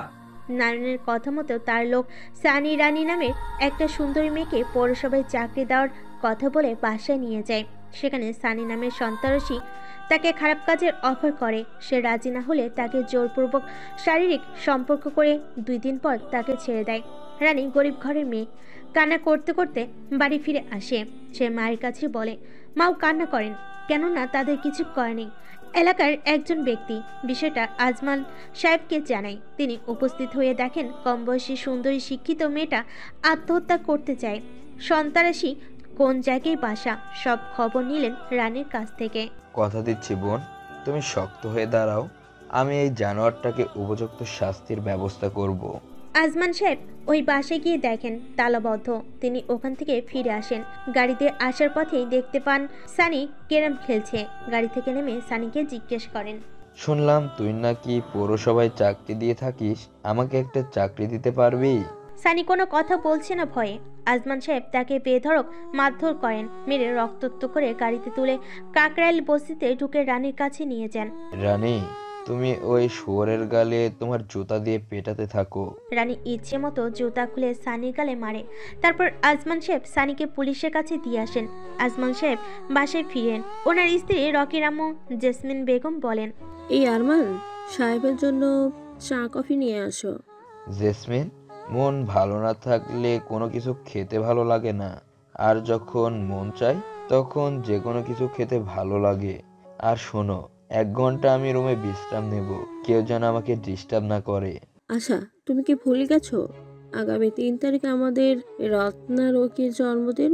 জনি, রকির জন্মদিন ধুমধাম হওয়া চাই। আমার একটা মাত্র ছেলে, টাকা যত খরচ হোক তাতে কোনো সমস্যা নেই। জনি হচ্ছে আজমান সাহেবের বাড়ির বডিগার্ডের মতো। এরকম 10 থেকে 12 জন লোক সবসময় আজমান সাহেবের বাসায় থাকেন। আজমান কোনো এমপি বা মন্ত্রী ছিলেন না, তবে ওনার চলাফেরার ধরন ছিল রাজাদের মতো। বস, পার্টি কি বাড়িতেই হবে? না, পার্টি, ডান্স, গান বাজনা কিচ্ছু হবে না। খাসি জবাই করে এলাকার যত গরিব দুঃখী মানুষ আছে সবাইকে পেট ভরে খাওয়ানো হবে, যাতে করে আমার ছেলের মঙ্গল হয়। তোরা সবাই জানিস আমি অন্যায়ের বিরুদ্ধে কথা বলি বলে আমার শত্রুর অভাব নেই। এই ভয়ে আমি আমার ছোট ছেলেকে অন্য জায়গায় রেখে পড়াশোনা করাই। 3 তারিখ সকালবেলা রকি ফ্লাইটে করে আসে। এয়ারপোর্ট থেকে বের হতেই দেখতে পায় তার বাবার লোকেরা তার জন্য অপেক্ষা করতেছে। সেফটি দিয়ে তাকে তার পাশে নিয়ে আসে। বাবা, আমি এসে গেছি। বাবা, তোমার কোনো সমস্যা হয়নি তো রাস্তায়? না বাবা, আমার কোনো প্রবলেম হয়নি, কিন্তু বাবা আমাকে নিয়ে আসার জন্য এত লোক পাঠিয়েছো কেন? তা তুমি বুঝবে না। রকি তার মাকে দেখে আরো উচ্ছ্বাসিত, মাকে দেখে জড়িয়ে ধরে। মা জানে না তো তোমাদের ছাড়া আমি কি কষ্ট করে থাকি, আমার একটুও ভালো লাগে না। হ্যাঁ বাবা, বুঝি তো। আর কিছুদিন পর তোমার পড়ালেখা শেষ হয়ে গেলেই বাড়ি ফিরে আসবে। এখন ফ্রেশ হয়ে আসো, খাওয়া দাওয়া করে কিছু সময় রেস্ট নিতে হবে। আসো, আমি তোমাকে নিজ হাতে গোসল করিয়ে দিব বাবা। রকিকে গোসল করিয়ে সুন্দর ড্রেস পরিয়ে রেডি করা হয়। আস্তে আস্তে বাড়িতে মানুষ আসতে শুরু হয়ে গেল, যাদেরকে দাওয়াত করা হয়েছিল। জনি, এলাকায় যত গরিব মানুষ ছিল সবাই কি এসেছে? কেউ যেন বাকি না থাকে। ওরা সারা বছরও একদিন মাংস খেতে পারে না, আজকের একদিন হলেও যেন একটু খেতে পারে। বাবা, তুমি কত বড় মানুষ, সবাই তোমাকে সম্মান করে, কিন্তু তোমার লেভেলের মানুষেরা কোথায়? কাউকে তো আসতে দেখিনি। রকি, আমার লেভেলে যারা আছে ওরা প্রত্যেক দিনই মাছ মাংস খেতে পারে, এদের খাওয়ার কোনো অভাব নেই। তাই ধনীদের খাওয়ানোর চেয়ে গরিবদের খাওয়ানো উত্তম। আমি তোমার জন্মদিনে এই আয়োজন করে থাকি কারণ তুমি যেন দেখে শিখতে পারো মানুষকে কিভাবে ভালোবাসতে হয়, তোমার মন যেন উদার হয়। আমি মারা যাবার পরে এই সমাজের মানুষ বলবে আজমান সাহেবের ছেলে আজমান সাহেবের মতোই হয়েছে, সবসময় গরিবদের ভালোবাসা, অত্যাচারীদের বিরুদ্ধে লড়বে। জন্মদিনে সব আয়োজন শেষ করার পর আজমান সাহেব জানতে পারেন কমিশনার সাহেব কিছু মানুষের জমি দখল করে ভুয়া দলিল বানিয়ে ফেলেছে। তিনি ওই জায়গায় উপস্থিত হয়ে জায়গাটা দেখেন। জায়গা পরিদর্শনের পর কমিশনারের অফিসে গিয়ে কোনো কথা না বলে কমিশনারের কলার চেপে গাড়িতে তুলে নিজের বাসায় নিয়ে আসেন। রকি সহ সবার সামনে কমিশনারকে মারতে শুরু করেন। লাথি ঘুষি মারতে মারতে গায়ের জামা ছিঁড়ে ফেলেন, শুধুমাত্র একটা শর্ট প্যান্ট রেখে পুরো শরীর খালি করে পেটাতে থাকেন। মারা শেষে চেয়ারে বসে, শোন, এলাকার মানুষ একজন মানুষকে ভোট দিয়ে নির্বাচিত করে, তাদের উদ্দেশ্য একটাই থাকে যে মানুষটি বিজয়ী হলে একটু শান্তিতে থাকা যাবে, কিন্তু তোর মতো মানুষরা তাদের বিশ্বাস ভেঙে ফেলে। তুই যখন নির্বাচনে খাড়া হয়েছিলি তখন আমি তোকে সাপোর্ট করেছিলাম, আর আমার কথার জন্যই মানুষ তোকে ভোট দিয়ে নির্বাচিত করেছিল, কিন্তু তুই উল্টো তাদের বুকে লাথি মেরে নিজে বড় হতে চাস। তোর মতো মানুষ পবিত্র কমিশনারের কার্যালয়ে বসলে পবিত্র জায়গাটা অপবিত্র হয়ে যাবে। জনি, যা এই ডাকাতকে ডাস্টবিনে ফেলে আয়, তা না হলে আমি খুন করে ফেলবো। আজমান সাহেবের অর্ডারে জনি গাড়িতে তুলে ড্রেনের পাশে শহরের সব ময়লা যেই জায়গায় ফেলে দেওয়া হয় সেখানে তাকে উলঙ্গ অবস্থায় ছুঁড়ে ফেলে দিয়ে আসে। কমিশনার এবং নারায়ণ সহ তারা কয়েকজন মিলে মিটিং করে, যেভাবেই হোক তাদের পথে কাটা আজমান সাহেবকে সরাতে হবে, তা না হলে কোনোভাবে ইনকাম করা যাবে না। রহমান স্কুল অ্যান্ড কলেজের কাজের জন্য 1 কোটি টাকা বিল পাস হয়। কলেজের সভাপতি কলেজের কোনো টাকা কাজে না লাগিয়ে সে মেরে দিতে চাইলে সেখানেও বাধা হয়ে দাঁড়ান। সমাজসেবী রাজনীতিবিদ আজমান সাহেব তিনি কলেজে যান, রকিকে সাথে করে নিয়ে প্রিন্সিপালের অফিসে বসে প্রশ্ন করেন। প্রিন্সিপাল সাহেব, কলেজে 1 কোটি টাকা বরাদ্দ হয় নতুন ভবন নির্মাণের জন্য, কিন্তু নতুন ভবনটা কোথায় দেখতে পাচ্ছি না। স্যার, কাজ এখনো শুরু হয় নাই। শুরু হয় নাই মানে কি? 1 বছরেও কি একটি ইটও আসেনি? টাকাগুলো কোথায় বলবেন কিনা চাকরি ছাড়বেন? দেখুন, আমি একজন প্রিন্সিপাল, কলেজের সভাপতি তিনি একজন শক্তিধর ব্যক্তি। আমি কি পারবো কিছু করতে তাকে? 1 কোটি টাকা সভাপতি সাহেব কলেজ মেজারমেন্টকে সবাইকে 50,000 করে দিয়েছেন, আমাকে দিয়েছেন 1 লক্ষ টাকা। সব মিলিয়ে আমাদের 10 লক্ষ টাকা সবাইকে দিয়ে বাকি 9 লক্ষ টাকা কোথায় কেউ জানে না। আচ্ছা, তাহলে সভাপতি সব নাটকের মূল, সব টাকার হিসাব পই পই করে দিতে হবে। জনি, খোঁজ লাগাও কোথায় আছে সভাপতি। কিছুদিন পর জাতীয় নির্বাচন। এলাকায় এমন একটা অবস্থা সৃষ্টি হয়েছে, আজমান সাহেব যাকে সাপোর্ট করে সেই হয়ে যায় বিজয়ী। তাই সবাই চায় আজমান সাহেবকে হাতে নিতে। তাই এমপি বাচ্চু আসেন আজমান সাহেবের বাড়িতে এসেই দেখতে পান আজমান সাহেব চেয়ারে বসে আছেন। তিনি আজমান সাহেবের পায়ের সামনে ফুলের বসেন আর পা ধরে আছেন। ভাই, গতবার আপনি সাপোর্ট দিয়েছিলেন বলে বিপুল ভোটে জয়ী হয়েছি, এবারও আপনি আমার দিকে তাকাবেন। রহিমা, তোমাদের বস্তিতে কি পানির সমস্যা সমাধান হয়েছে? জি না স্যার, একদিন পানি আসলে বাকি 1 সপ্তাহ পানির অভাবে হাহাকার করতে হয়। আরমান, তোমাদের সাইডের রাস্তার কি অবস্থা? স্যার, এই রাস্তার কথা কি বলবো, গাড়ি তো চলেই না, আর গাড়ি দিয়ে যেতে চাইলে কোমর ভেঙে যায়। কোন সাহসে তুমি আমার কাছে এসেছো, লজ্জা করে না? স্যার, আমি আপনার সাথে পার্সোনাল কথা বলতে চাই। তোর সাথে আমার কোনো কথা নেই। দয়া করে একটু অন্য রুমে আসুন, বেশি না 5 মিনিট। এই কথা বলে দোতলার একটি রুমে আজমান সাহেব আর এমপি যান। ভাই, আপনার সাপোর্ট মানেই পাস, প্লিজ না করবেন না। প্রয়োজনে আমি আপনাকে 50 লক্ষ টাকা দেব, কোনো সমস্যা নেই। এই কথা শুনে আজমান সাহেবের মাথা গরম, কোনো কথা না বলে দরজার সিটকিনি লাগালেন। তুই আমাকে টাকার লোভ দেখাস? এই বলে মারতে শুরু করলেন। নিচতলা থেকে মারের আওয়াজ শোনা যাচ্ছে। আজমান সাহেবের লাথিতে দরজা ভেঙে নিচতলায় পড়ে এমপি বিরাট লজ্জা পায়। কমিশনার, এমপি এবং নারায়ণ একসাথে মিটিংয়ে বসলেন। এমপি সাহেব, শুনলাম আজমান সাহেব নাকি আপনাকে আপ্যায়ন করেছেন। হ্যাঁ, এ দেখো আমার গালে কি সুন্দর দাগ। আজমান আমাকে কিস করেছে। কিস মানে চুমু, বুঝলে? আমাকেও কুত্তার মতো মেরেছে। আমার কথা আর কি বলবো, আমার লাভ লস নেই, জীবনটাই আজমান লস করিয়ে দিয়েছে। কথা একটাই, আজমানকে খতম করে দিতে হবে। আজমানকে মারতে পারে এমন দুঃসাহস কারো নাই। এই সাহস কারণ নেই তা ঠিক, কিন্তু আমরা যদি এক হয়ে যাই তাহলে সবই সম্ভব। মনে রাখবে, আমরা আলাদা হলে কেউ বাঁচবো না, আর যদি আমরা এক হয়ে যাই তাহলে আজমান বাঁচবে না। এখন বলো কি করবে? এই বলে তারা হাত মিলায়, ওয়াদা করে আজমান সাহেবকে শেষ করতে হবে। তবে মানুষের ভিড়ে, বাজার হাট বা রাস্তাঘাটে তাকে হত্যা চেষ্টা করলে যদি জনগণ দেখতে পায় তাহলে গণপিটুনিতে তাদের জীবন যাবে। তাই নির্জন জায়গায় তাকে শেষ করতে হবে। ওরা জানে আজমান সাহেব মাসে একবার তার সাজানো বাগান বাড়িতে রিল্যাক্স করার জন্য যান, তাই সেখানে কিছু একটা করতে হবে।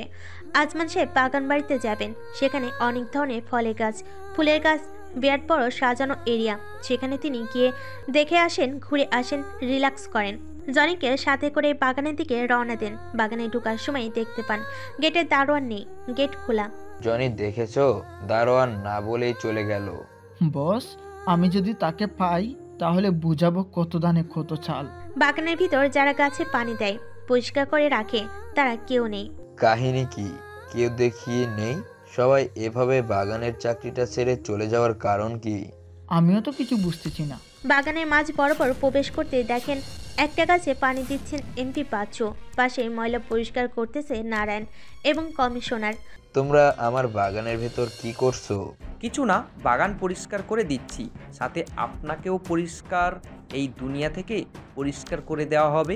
তোর সাহস কত? কাকে কি বলছিস? জনি কথা শেষ করার আগেই পেছন থেকে তাদের লোক মাথায় আঘাত করে। জনির মাথা ফেটে যায়, জ্ঞান হারিয়ে মাটিতে লুটিয়ে পড়ে। ভালো হবে না বলছি। ভালো তো আপনার হবে না। কিসের অপেক্ষা, শেষ করে দাও। ছুরিতে আঘাত করতে থাকে আজমান সাহেবের শরীরে। তিনি মাটিতে পড়ে যান। তখন তিনজন 3টি পিস্তল বের করে গুলি মারা শুরু করে। আজমান সাহেব পৃথিবীর মায়া ত্যাগ করেন। চলো আজমানের স্ত্রী সন্তানকেও শেষ করে দিই। তারা আজমান সাহেবের বাড়ির দিকে যাচ্ছে রকি এবং তার মাকে মেরে ফেলার জন্য। জনির জ্ঞান ফিরে দেখে আজমান সাহেবের মৃতদেহ পড়ে আছে। সাথে সাথে কল করে রকির মা জেসমিনকে। হ্যালো, হ্যাঁ জনি বলো। আপনি এই মুহূর্তে রকিকে নিয়ে বাড়ি থেকে পালান। সন্ত্রাসীরা আপনাকে আর রকিকে মেরে ফেলার জন্য যাচ্ছে। ওরা বসকে মেরে ফেলেছে। আপনি তাড়াতাড়ি বাড়ি থেকে সরুন। জেসমিন চিৎকাতে রকিকে ধরে বাড়ি থেকে পালিয়ে যান। ওরা গাড়িতে এসে দেখে আজমান সাহেবের স্ত্রী পুত্র বাড়িতে নেই। শেষ করে দিলে ভালো হতো, সমস্যা নেই, আজমানের ছেলে আর এখানে আসার সাহস পাবে না। আজমান সাহেব হত্যার পরপরই এলাকায় নেমে আসে শোকের ছায়া। এলাকাবাসী জানে এরকম আরেকজন ব্যক্তি আর তৈরি হবে না, যিনি ছিলেন গরিব দুঃখীর বন্ধু। তার মতো সৎ ও যোগ্য ব্যক্তিকে হারিয়ে মানুষ পাগলপাড়া। জেসমিন একমাত্র সন্তান রকিকে নিয়ে চলে যান শহর থেকে অনেক দূরে একটি কলোনিতে। সেখানে বেঁচে থাকাটা মুশকিল। স্বামী হারানোর বেদনা, সন্ত্রাসীদের ভয়ে, তাছাড়া হাতে নেই টাকা পয়সা। তবুও জেসমিন চাননি রকির লেখাপড়া বন্ধ হোক। জেসমিন নিজেই টাকা ইনকামের সোর্স খুঁজেন তিনি। অতঃপর তিনি সেলাইয়ের কাজ শুরু করে দেন। কিছু টাকায় বের হয়, এতে করে মা ছেলের সংসার ভালোই চলতো। রকি ভর্তি হয়ে যায় কলেজে, কিন্তু তার পরনে থাকতো নর্মাল কম দামি শার্ট প্যান্ট, তাই অনেক টল হতে থাকেন। নারায়ণের ছেলে জিসানের কাছে অপমান অত্যাচার সহ্য করেও লেখাপড়া চালিয়ে যায় রকি। এভাবে চলে যায় মাঝখানে 3 বছর। একদিন রকি তার মাকে জিজ্ঞেস করে, আচ্ছা মা, আমার বাবার খুনি ওরা কারা? যতটুকু জানি কমিশনার, এমপির বাচ্চু এবং নারায়ণ মূল খুনি, এবং আরও অনেক মানুষ তোর বাবার শত্রু ছিল। সবাই মিলেই খুন করেছে। মা, আমার বাবা তো খারাপ কাজ করতেন না, সব সময় গরিবদের খাওয়াতেন, তবুও তারা আমার বাবাকে এভাবে মারল। মা, আমি আমার বাবার খুনের প্রতিশোধ নিতে চাই। তাদের প্রত্যেকটা অবৈধ প্ল্যান টাকা মেরে খাওয়ার বাধা হয়ে দাঁড়াতেন তোর বাবা, তাই তারা তাকে বাঁচতে দেয়নি। আর প্রতিশোধ এখন না হয় হলে আমি তোকে বলবো প্রতিশোধ নেওয়ার জন্য এখন পড়াশোনা চালিয়ে যা বাবা। তুই অবশ্যই প্রতিশোধ নিবি, ভয়ঙ্কর প্রতিশোধ। জেসমিন কাজ থেকে ফিরছেন। হঠাৎ করে এমপি ও নারায়ণদের একটি লোক ওনাকে দেখতে পায়। দেখে চিনতে পেরে ওদেরকে বলে দেয়। পরদিন তারা সবাই মিলে ওই রাস্তায় অপেক্ষা করতে থাকে।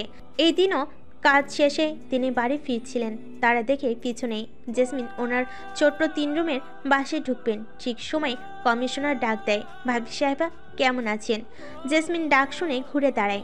কমিশনার এমপি ও নারায়ণকে দেখতে পেরে তিনি বলেন, তোমরা এখানে কেন? কেন আবার আসলাম দেখতে? তোমরা খুনি, আমার বাড়ি থেকে চলে যাও। হ্যাঁ চলে যাব, তবে আপনাকে শেষ করে। এই ধর। দুজন জেসমিনকে শক্ত করে ধরে বাকি একজন জেসমিনের পেটে ছুরি ঢুকিয়ে দেয়। ওরা ওনাকে ফেলে যায়। ঘরের বারান্দায় কিছু সময় পর কলেজ থেকে ফিরে রকি বাড়িতে সেই দেখতে পায় রক্ত গড়িয়ে যাচ্ছে। সে তার মাকে দেখে চিৎকার দিয়ে, মা, মা, মা, তোমার কি হয়েছে? তখনও জেসমিন জীবিত, কোনোভাবে কথা বলছেন। বাবা, তোর বাবার খুনিরা আমাকে মেরেছে, তুই তার প্রতিশোধ নিস। এই কথা বলেই তিনি শেষ নিঃশ্বাস ত্যাগ করেন। রকি পাগলের মতো চিৎকার করে কান্না করতে থাকে। তারপর সেদিন থেকেই রকি হয়ে ওঠে এই সমাজের ছোট বড় সকল মাফিয়া সন্ত্রাসীদের জম, শ্যাডো দ্য মনস্টার কিং। বর্তমানে আমার বাবাকে মেরেও তারা শান্ত হয়নি, আমার মাকেও মেরে ফেলে। আর সেই প্রতিশোধের নেশায় আমি এই পথ বেছে নিতে বাধ্য হই। আমি একজন সন্ত্রাসী, বোমাবাজ। আমি যদি তোমাকে বিয়ে করি তাহলে তোমার জীবনটাও শেষ হয়ে যাবে, তাই আমি ইচ্ছে করেই তোমাকে ইগনোর করি। তুমি এই পথ থেকে ফিরে এসো প্লিজ। না না, এটা সম্ভব না। তবে আমি কথা দিচ্ছি, ওই নারায়ণ, তার ছেলে কমিশনার ও এমপি, এই 4 জনকে শেষ করে আমি ভালো পথে ফিরে আসব। তুমি যদি আমার জন্য অপেক্ষা করতে পারো তাহলে আমি তোমাকে বিয়ে করব।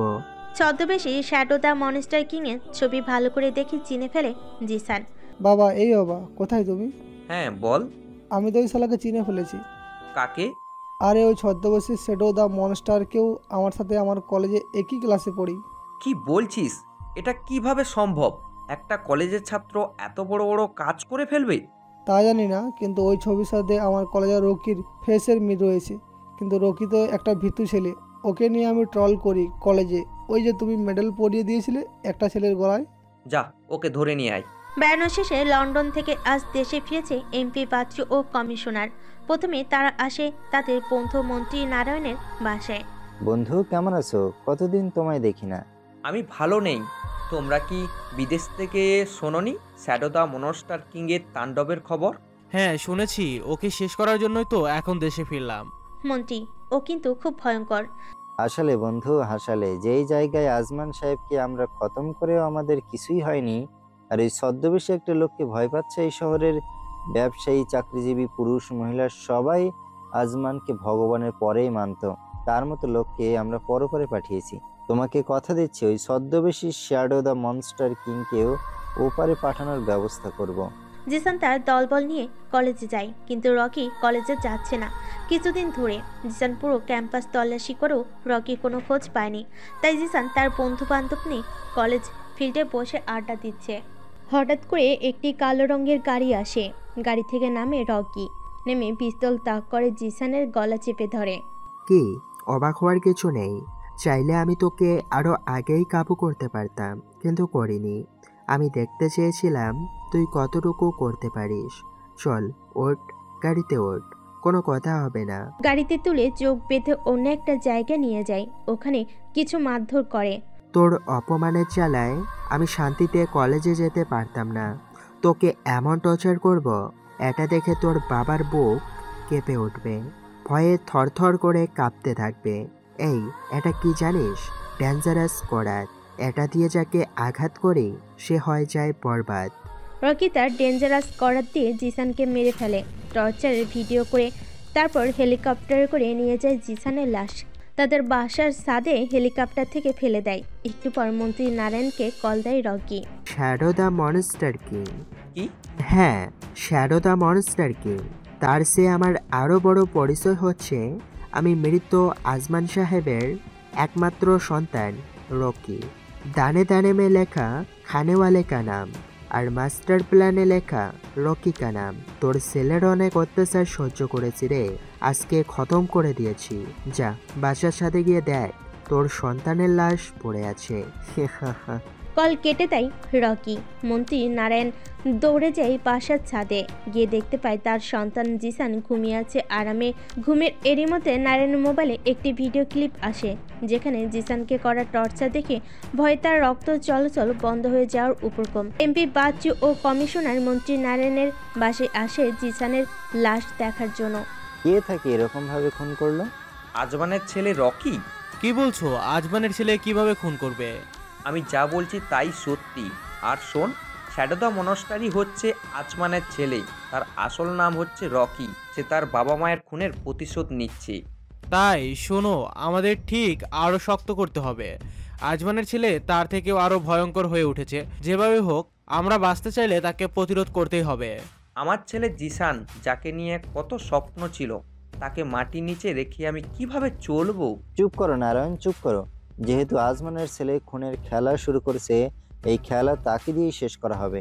আজমান সাহেবকে হত্যার সময় তারা যে রকম প্ল্যান করেছিল, রকিকে হত্যা করার জন্য ঠিক প্ল্যান করতে শুরু করে। আবার এইদিকে পুলিশরাও সব ধরনের প্ল্যান চালু রেখেছে। রকির আর থেমে থাকার সময় নেই। সে তার বাবা মায়ের হত্যার প্রতিশোধ নিয়ে তাদের আত্মাকে একটু হলেও শান্তি দিতে চায়। তাই সে আর সময় ব্যয় করতে চায় না। রকি চলে যায় এমপি বাচ্চুর বাড়িতে তাকে খুন করার জন্য। বাড়িতে ঢুকেই ডাক দেয়, বাচ্চু বেরিয়ে আয়, আজ তোকে খতম করব। এমপি বাচ্চুর লোকেরা গুলি করতে শুরু করে। রকিও গুলি করতে শুরু করে। একদিকে 20 জন গুন্ডা এগেনেস্টে রকি একা, কিন্তু রকি একটি পিস্তল ওদের 20টি পিস্তলের সমান। তাই সে এক এক করে ওই 20টা গুন্ডাকে মেরে ফেলে। এমপি বাচ্চুর বুকে পিস্তল তাক করে ধরে। হারামের বাচ্চা, তোর জন্য আমার সব কিছু শেষ হয়ে গেছে। কে তুই? মনে পড়ে আজ থেকে 10 বছর আগে রাজনৈতিক ব্যক্তি আজমান সাহেব যিনি ছিলেন অন্যায়ের বিরুদ্ধে উচ্চ কণ্ঠস্বর, তাকে তুই আর তোর সাথের লোক কমিশনার ও নারায়ণ মিলে হত্যা করেছিলি। আমার মাকেও হত্যা করেছিলি। আমি সেই আজমান সাহেবের ছেলে রকি। আজ এখন তোকে খুন করে আমি সেই প্রতিশোধ নেব। রকি তাকিয়ে দেখে এমপি বাচ্চুর ছোট্ট ছেলে আর তার বউ ভয়ে কান্না করতেছে। তাই তার অন্তরে কিছুটা মায়া লাগে। ছোট বাচ্চার সামনে কিভাবে তার বাপকে খুন করবে। রকি কোনো কথা বলেনি। বাচ্চাটার সামনে গিয়ে তার চোখের পানি মুছে দিয়ে চলে যায়। রকি কোনো গুন্ডা নয়। রকিও সমাজে গরিব দুঃখীর সামনে দাঁড়াতে চায়, কিন্তু পরিস্থিতি তাকে এরকমটা বানিয়েছে। রাতের বেলা রকি একা একা বসে আছে, হাতে একটি সিগারেট, পেছন থেকে বন্দুক দিয়ে একজন ব্যক্তি। You are under arrest. আমার অপরাধ? আপনি এমপি বাচ্চু সাহেবের বাসায় গিয়ে তাকে খুন করার হুমকি দিয়ে এসেছেন। আপনি কি জানেন এমপি বাচ্চু একজন খুনি? খনি হোক আর যাই হোক, আইন নিজের হাতে তুলে নেওয়ার চেষ্টা কেন করবেন? চলুন আমার সাথে। রকিকে অ্যারেস্ট করে গাড়িতে তোলা হয়, নিয়ে যাওয়া হচ্ছে থানার দিকে। তার এক হাতে হাতকড়া লাগানো, অন্য হাত কিন্তু খালি, তাই সে বাম হাত পকেটে ঢুকিয়ে ছুরি বের করে কোপ দিয়ে হাতকড়া কেটে ফেলে। এটা স্বাভাবিক ব্যাপার, কারণ রকি হচ্ছে শ্যাডো দ্য মনস্টার কিং। তার বানানো ছুরি দিয়ে যে কোনো কিছু হোক, সেটা স্টিলের সমস্যা নেই, কেটে ফেলা ইজি ব্যাপার। লাফ দিয়ে গাড়ি থেকে বের হয়ে দৌড় দেয় রকি। পুলিশরা গাড়ি থামিয়ে পেছনে দৌড় দিয়ে কোনো লাভ হয়নি, কারণ নিমিষের মধ্যে রকি উধাও। রকি তার আস্থানে চলে যায়, যেখানে সে সব ধরনের অস্ত্র বানায়। সেখানে গিয়ে কিছু নতুন অস্ত্র বানাতে শুরু করে তার বাবা মায়ের খুনিদের ঘায়েল করার জন্য। কি ওই খুনিটা পালিয়ে গেছে? জি স্যার, ওর মধ্যে আলাদা একটা পাওয়ার আছে, তাকে এভাবে আটকে রাখা সম্ভব নয়। আরে গাদা, পুলিশ ওর মধ্যে আলাদা শক্তি না থাকলে সে কিভাবে এই সমাজের সবার আতঙ্ক হয়ে দাঁড়াবে? ওই ছেলেটাই তো ছিল ছদ্মবেশী শ্যাডো দ্য মনস্টার কিং। কি বলেন, এটা কি করে সম্ভব? আরে সম্ভব সম্ভব, সে নিজে আমাকে পিস্তল ঠেকিয়ে বলেছে সে রকি ছদ্মবেশী শ্যাডো দ্য মনস্টারের আরেক নাম হচ্ছে রকি, বুঝলে?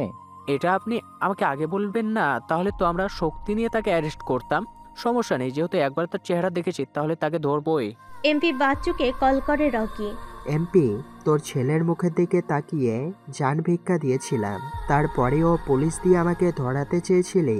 এই এমপি, আমি ধরা না দিলে আমাকে কেউ ধরে রাখতে পারবে না, আর আমি যদি কাউকে ধরতে চাই 100 হাত মাটির নিচে থাকলেও টাইনা বের করে আনবো।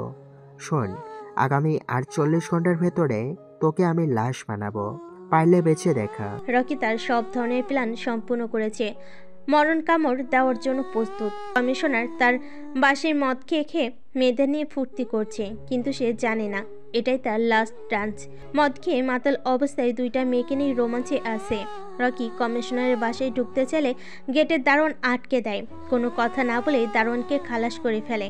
পরবর্তীতে বাসায় দরজা আরেকজন বাধা দিলে তাকেও গুলি করে খুলে উড়িয়ে দেয়। কমিশনার রুমের ভেতরে এনজয় করতেছে, রকির পিস্তলের গুলি বের হয়, কিন্তু কোনো সাউন্ড হয় না, তাই সে বুঝতে পারেনি। লাথি দিয়ে দরজা ভেঙে রুমে ঢুকলে দেখে দুইটা মেয়েকে নিয়ে কমিশনার এনজয়ে আছে। এই তুই কে রে? আমার রুমে ঢুকলি কিভাবে?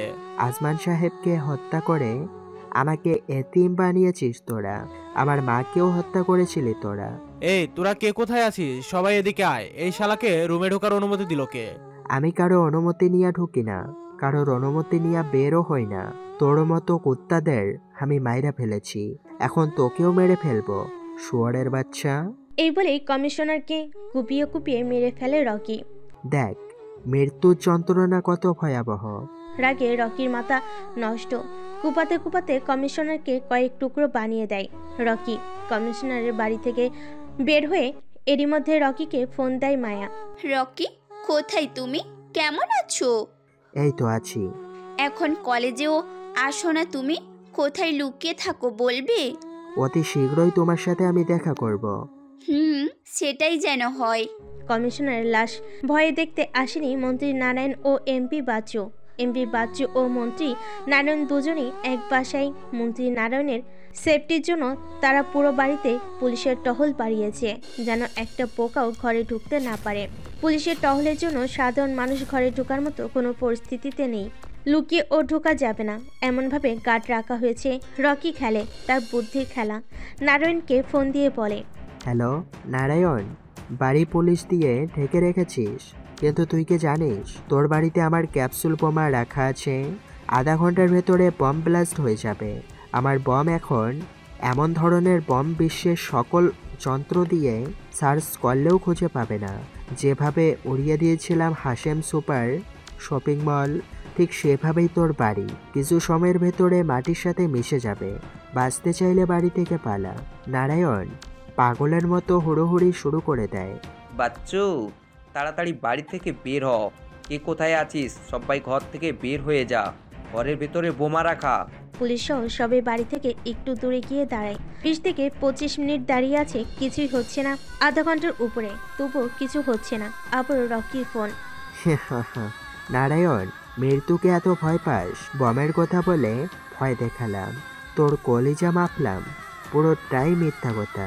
যা ঘরে ঢুকে যা। তোকে যদি সামনে পেতাম না দেখতি। আচ্ছা, আগে ঘরে ঢুকে রেস্ট নে, আমাকে খুব তাড়াতাড়ি কাছে পাবি।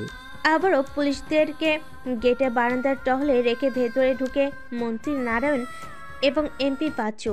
ঘরে ঢুকে দেখে গায়ে কালো কোট, পায়ের উপর পা তুলে চেয়ারে বসে সিগারেট টানছে রকি। Welcome welcome. তুই আমাদেরকে বাইরে পাঠিয়ে ঘরে ঢুকে বসে আছিস।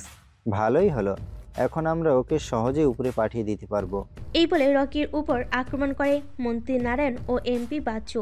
কিন্তু রকির সাথে পেরে ওঠার মতো শক্তি তাদের গায়ে নেই। তাদের লোক সবাইকে পিস্তলের গুলি দিয়ে বুক ঝাঁঝরা করে ফেলে। রকি তারপর মন্ত্রী ও এমপিকে মারতে শুরু করে।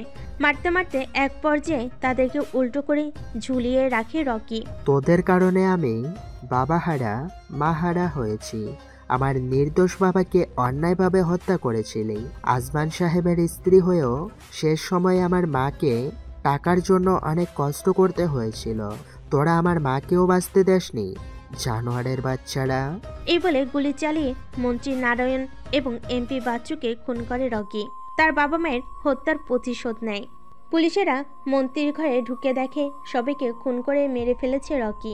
স্যার, আমাকে অ্যারেস্ট করুন। আমি ছিলাম এই সমাজের আতঙ্ক ছদ্মবেশী শ্যাডো দ্য মনস্টার কিং। আমাকে ধরুন। কোর্টে নিয়ে সাক্ষীর প্রমাণে দেখা যায় উপযুক্ত সাক্ষী প্রমাণে প্রমাণিত হয়েছে রকি ওরফে শ্যাডো দ্য মাস্টার কিং কোনো নির্দোষ অপরাধ কারো ক্ষতি করেনি। যাদেরকে সে খুন করেছে তারা সবাই ছিল এই সমাজের জন্য ক্ষতিকারক ও ভয়ঙ্কর সন্ত্রাসী। তবে আইন নিজের হাতে তুলে নেওয়ার কারণে সেই ভিত্তিতে রকিকে 10 বছরের সশ্রম কারাদণ্ড দেওয়া হয়েছে। তবে কিছুদিন পর রাষ্ট্রপতি তার সাজা মওকুফ করে মাত্র 3 বছর করেন। 3 বছর পর রকি জেল থেকে বের হয়ে দেখে মায় এখনও তার অপেক্ষায়। সে মায়াকে জড়িয়ে ধরে এবং মায়াকে সাথে করে সে তার নিজের বাড়িতে ফিরে যায়। এলাকার মানুষ অনেক খুশি, কারণ তারা জানেন আদর্শবান রাজনীতিবিদ আজমান সাহেবের ছেলে রকি আজমান সাহেবের মতোই তাদের সুখে দুঃখে পাশে থাকবে। তো হ্যালো বন্ধুরা, গল্পটা কেমন হয়েছে তা অবশ্যই কমেন্ট করে জানাবেন। আরও এরকম সুন্দর সুন্দর গল্প পেতে অবশ্যই আমাদের চ্যানেলটা সাবস্ক্রাইব করে পাশে থাকা বেল আইকনটা দাবিয়ে দেবেন। ধন্যবাদ সবাইকে।